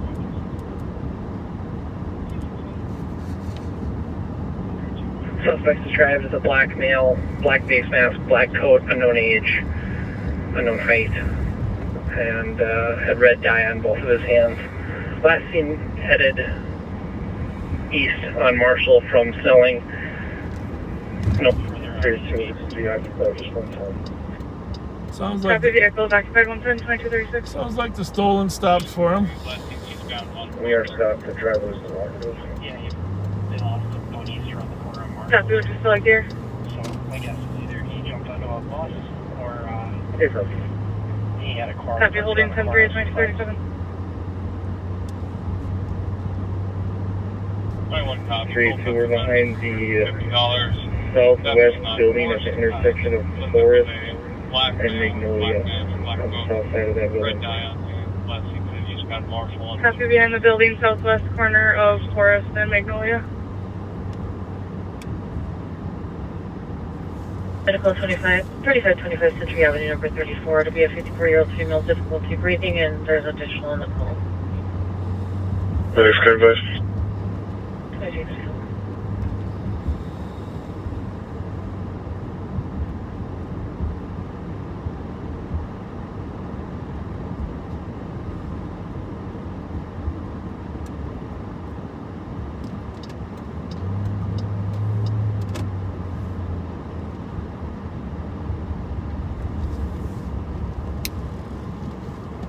So, really appreciate you joining us. We'll see what happens in the next half hour here.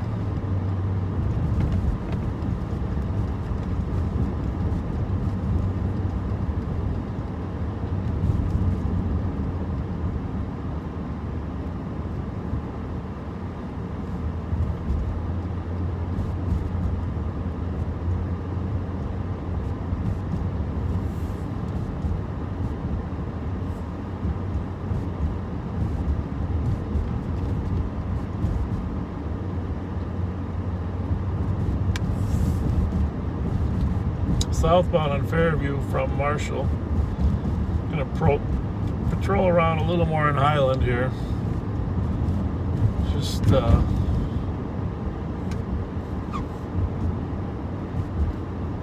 make sure there aren't any stolen cars roaming around here.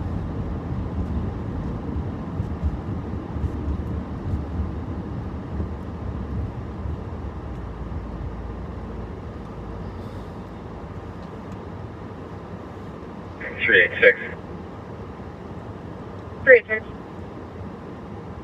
I'm going to be transporting an adult female to Regions. Apparently she swallowed something during the stop.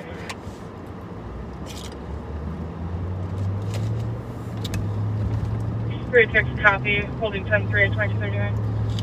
And you might have read or seen information about what some criminals are doing.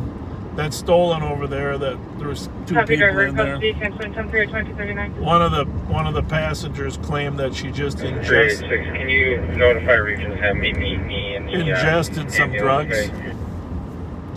So we never know for sure if they're telling the truth. Copy, 2240. Because sometimes they do ingest drugs to hide them from the police. Sometimes they ingest them in packaging, sometimes it's not. 373. Otherwise,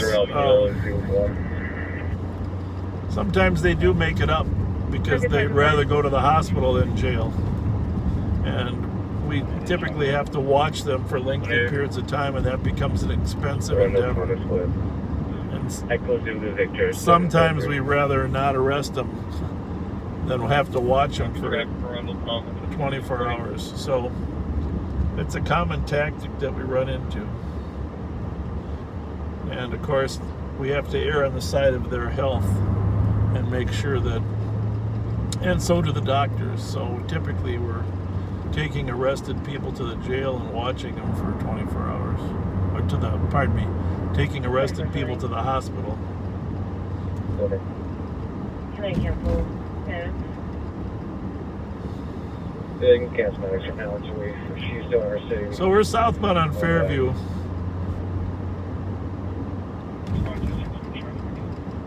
Go ahead.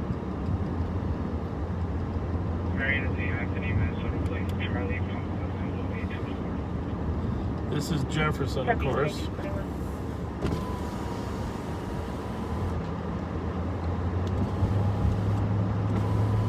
Bravo 411.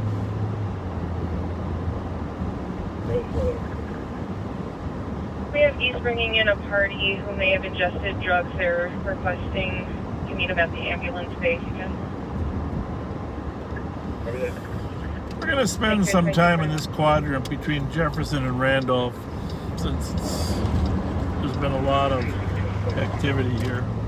Thank you.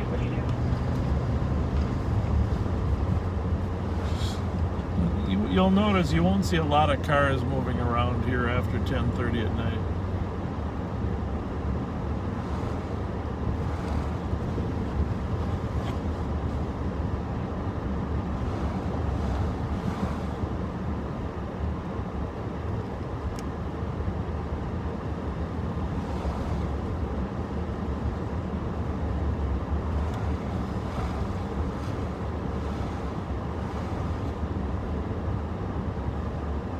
We're on Palace right now, coming up on Pryor.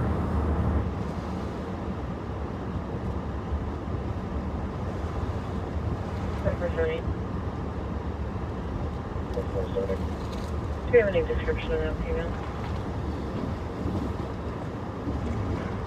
Negative, we just walked them along. Sounds like she's okay, maybe with some friends right now.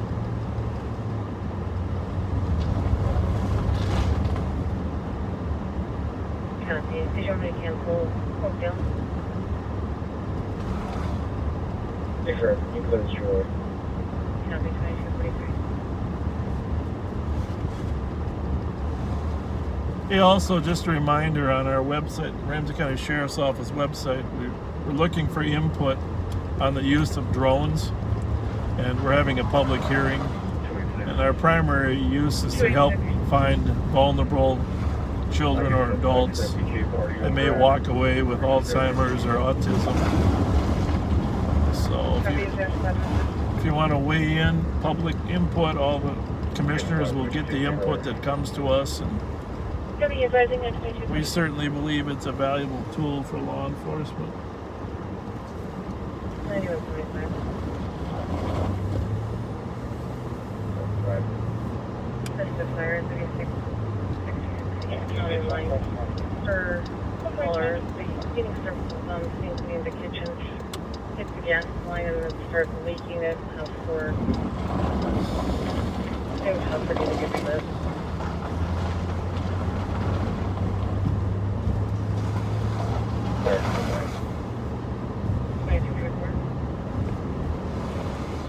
Hey, 173, I can advise on that. So we're on James, east on James.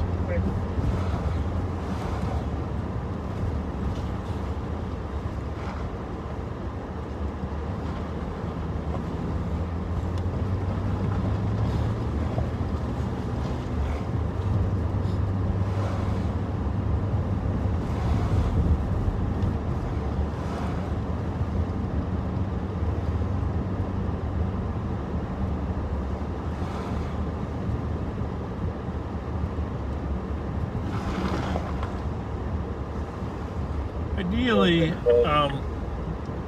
keep in mind that their long streets run east and west. Remember, there's 60 numbers in between them, the long streets, and then the north-south streets, they're shorter between the blocks, and there's only 30 numbers between them. 21 Landry Lane in Little Canada for domestic. But what I like to do is run north and south generally, and then here, like I'm at Palace, I can look both ways and I can see no cars within 2 blocks. And then I can go north, I can check, now I check the alley. Thank you, 2245. No cars in the alley, either way. Ideally, this is really the best patrol tactic, is look for any activity. Here's Juliet. We're at Juliet and Pryor. We can see 2 blocks east, 2 blocks west. And as you get good at this, you can make it pretty quick. Thank you. That street has no alley. But if you see any suspicious movement or cars in the alley, I've had a fair amount of success with this over my career. Now, it always helps to have intel, but in this case, we're just looking for any vehicles or movement.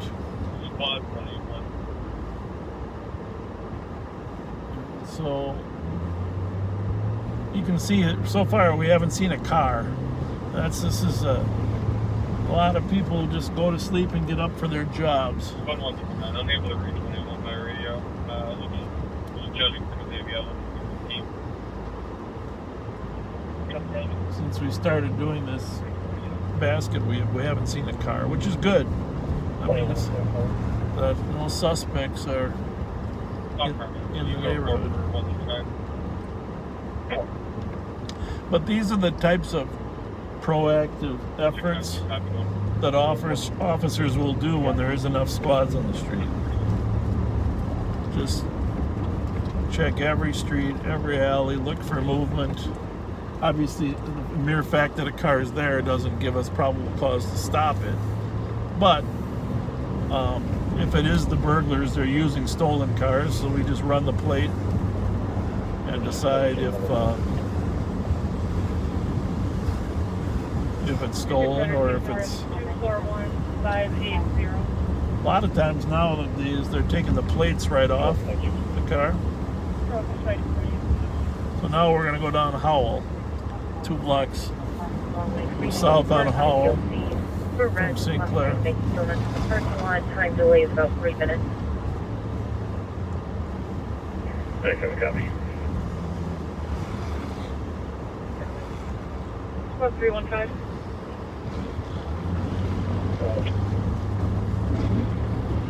Urgent to copy 963 4th Street. 1 caller heard 3 shots fired, possibly came from the west of the address. Nothing else seen or heard.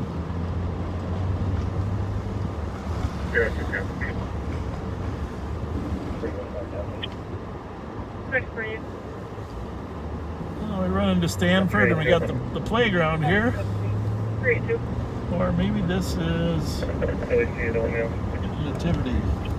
1470 Robert in apartment 202. A female had threatened to harm our caller. She's a black female. 49. I think it is Nativity. Thank you, 49.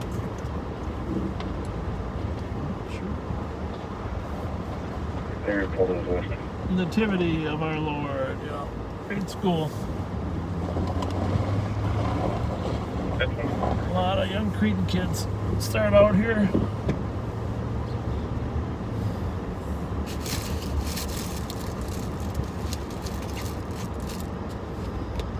Alright, well here's the first car we've seen in a long time. And he's on a main street. Pleasant Avenue, where a black male wearing dark clothes keeps coming onto the property. So, that's not really suspicious, but we'll run the plate anyhow since it's 553 Tango Papa Charlie. 553 Tango Papa Charlie.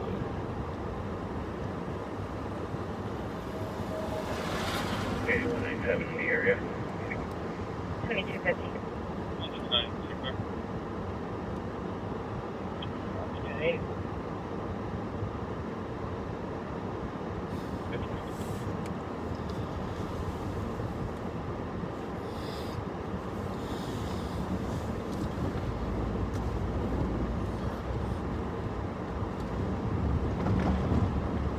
I don't want to get too close and scare honest citizens.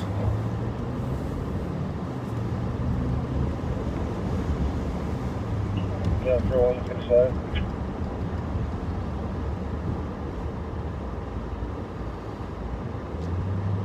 One to seven, perfect. One to one. Okay.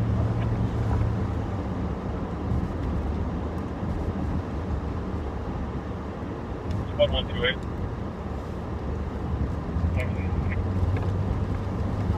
Sergeant's copy. Marion Mohawk on the assault.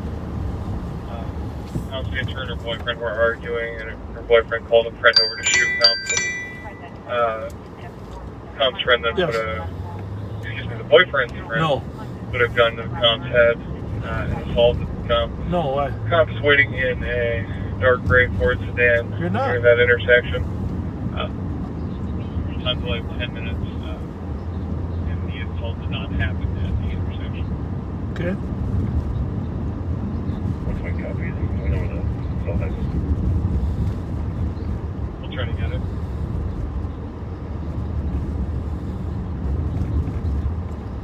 And what's it for?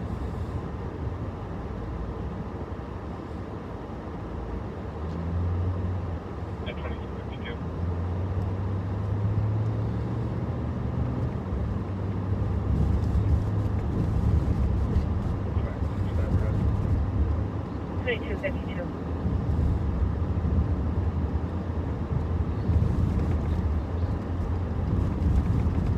One 128.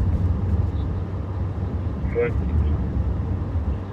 For the TCD on this refusal to give the address where this happened, only that they're waiting at the intersection here. Who's the owner?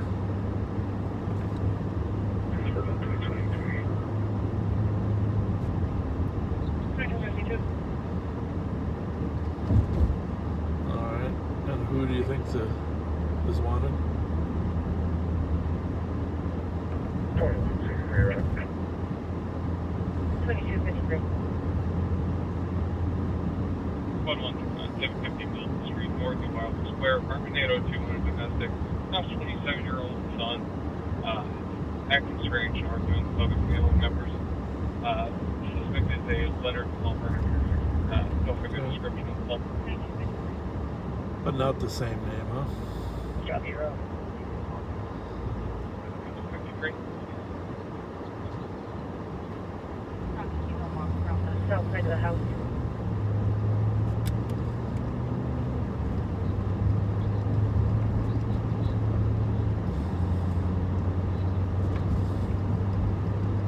All right, thanks.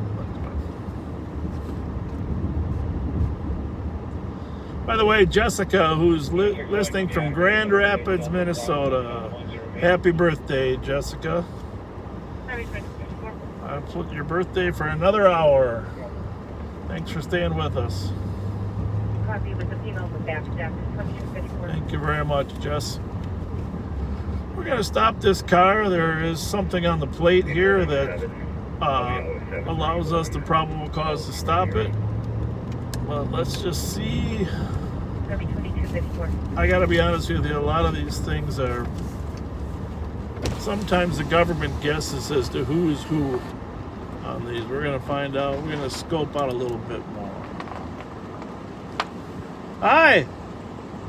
How are you? Good, how are you? Good. So, the owner of that car, is his name Patrick? Yours? Yeah. Patrick? Yeah. That's my grandpa. Oh, that's your grandpa? You sure? Yeah. Oh my goodness gracious. Well, how old is your grandpa? He's like 67. Okay. And what was your name? Ava. Ava, do you live over here, Ava, or what? Right over there? Okay. Well, there's something on the license plate that has to do with somebody that has a similar name to your grandpa. Okay. It's probably not him, Ava. Okay.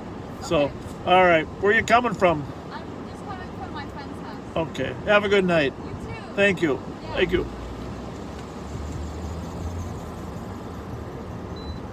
See, the problem is government attempts to identify wanted people that have warrants by similar names, and sometimes they don't get it right, and that's okay. We got to sort it out when we stop cars. But there was some information on the party that owns that car that probably was related. Sometimes they use dates of birth or age. They use the birth dates to cross-correlate. There's an algorithm of some sort that enters it in there, and it's not always correct. So sometimes we have to sort it out. Usually we end up sorting it out while the person's in the back seat, which is not our preference. So, but, you know, give us a little time and we do figure out, we do get it right. We do get it right. Wisconsin truck plate, Paul Zebra, 755, 788.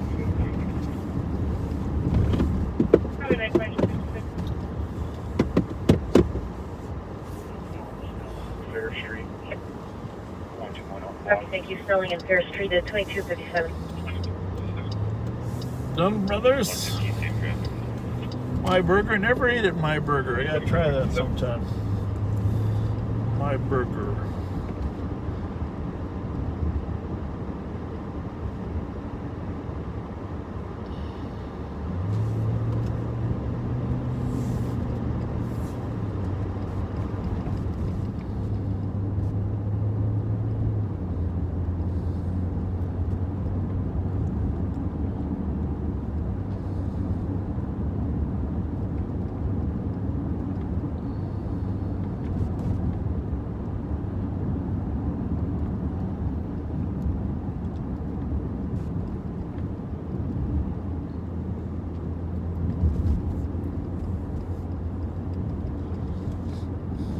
Well, remember, turn some lights on.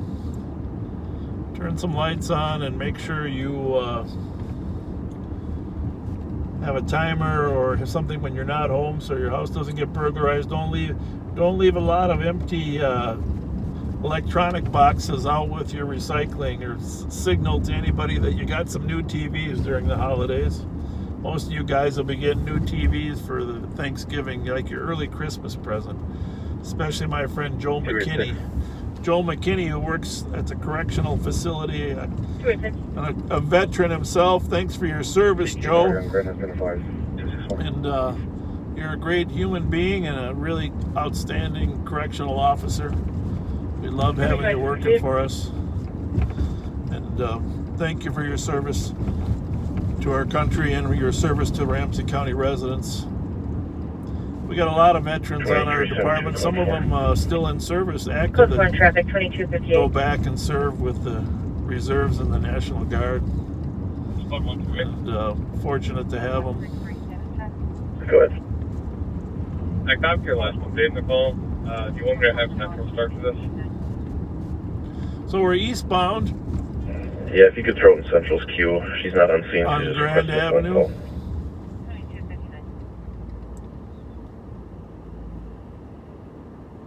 At Lexington.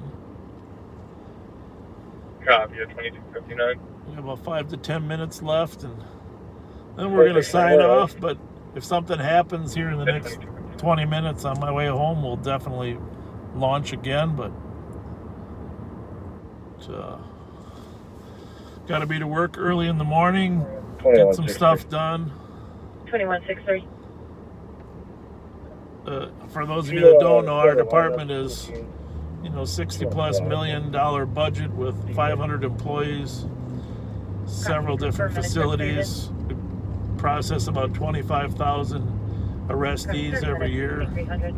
Patrol 7 cities, and got some outstanding deputies and correctional officers. toughest job in our department is working in that jail. Absolutely the toughest job. Every day managing persons that have found their way into the facility and in close quarters without a lot of ways to, you know, relieve their own internal stress. And, you know, I couldn't do the job. I couldn't work in the jail. I had a career in law enforcement, but as you can tell, I like being out communicating with people, but communicating with prisoners is an honorable profession. But it's also just tough, especially if you're in the same crowd every day. So hats off to our correctional officers who do one of the hardest jobs there is. Imagine 8 to 12 hours every day in a facility. Also, happy birthday to Chip Hulk. Chip Hulk, I don't know, I think that's how you pronounce it, but Chip, happy birthday. So I'm hoping Pottery Barn takes the wood off their windows here pretty soon to let us know that they have confidence in the community not to break their windows. But Billy's is closed, of course. Not too far out. Spot 121. Just be advised. What person can I shake there?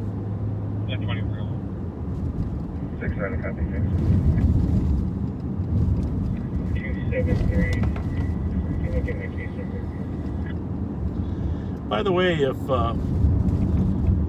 as we head into the holiday season, if you've never experienced Christmas Eve at the Basilica in Minneapolis or the Cathedral in St. Paul, even if you're not a practicing Catholic, I just encourage you to give it a try. Because both facilities, if you haven't been inside those facilities, both facilities are fantastic architecture and acoustics.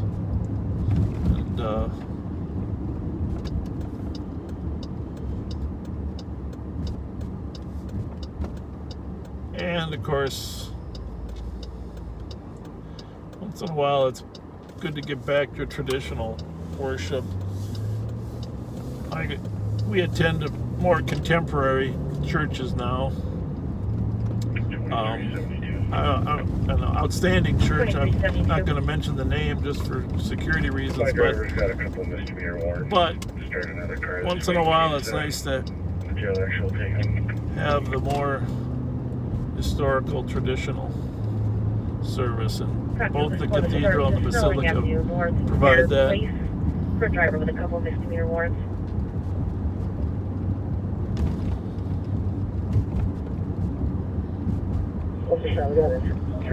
So we're eastbound on Summit. We're going to drive by the cathedral on our way to close up here tonight. Happy 2023.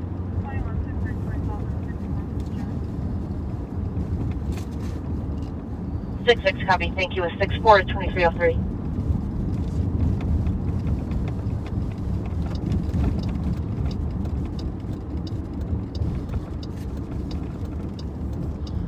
So before you go to bed, remember your veterans. 3912. A lot of them have, especially in the Iraq War, suffered a lot of loss of limbs.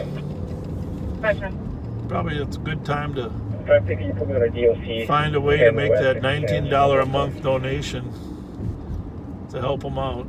Copy 2304.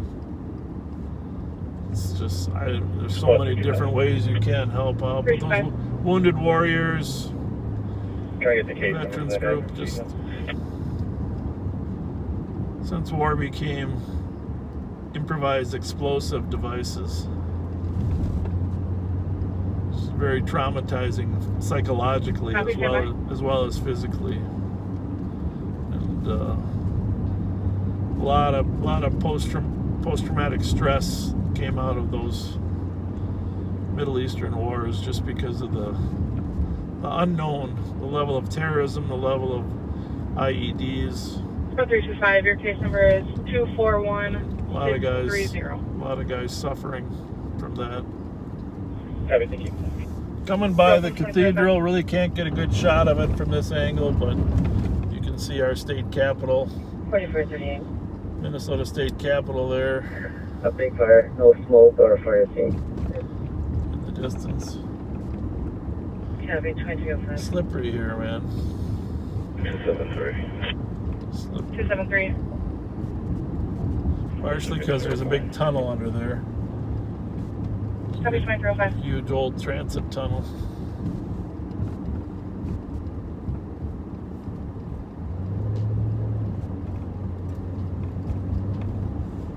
Minnesota History Center, great presentations there. Right now they got First Avenue with Prince. Copy 2305.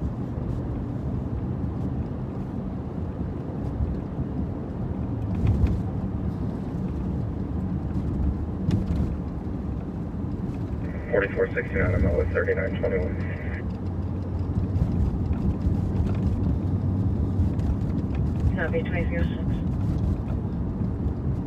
3929, I'm out with 21. Well, Copy 2306. no matter what your politics or political bent, no question that democracy is still the finest. True democracy is the finest government on this earth, and we are so very fortunate to experience it, and we are fortunate to have people that are willing to fight for it, enlist, lose limbs, and be willing to fight for the freedom that democracy guarantees us. Let's find a way to all get along. In the internal words of Rodney King, can't we just all get along? There's our Minnesota Capitol here in the city of St. Paul. Thank you for joining us tonight. We'll be back a week from today, Pat and I together. Sorry he wasn't here. Sorry I tried to fill in, but I appreciate everything you've done to encourage us to keep this going. I'm not sure as winter really sets in if it'll be as interesting, but we'll try to make it interesting. But let us know if you still want us to keep going, even though there might be less calls. So anyhow, we'll see you next week. God bless. Have a good week. And if Pat was here, he would do it better.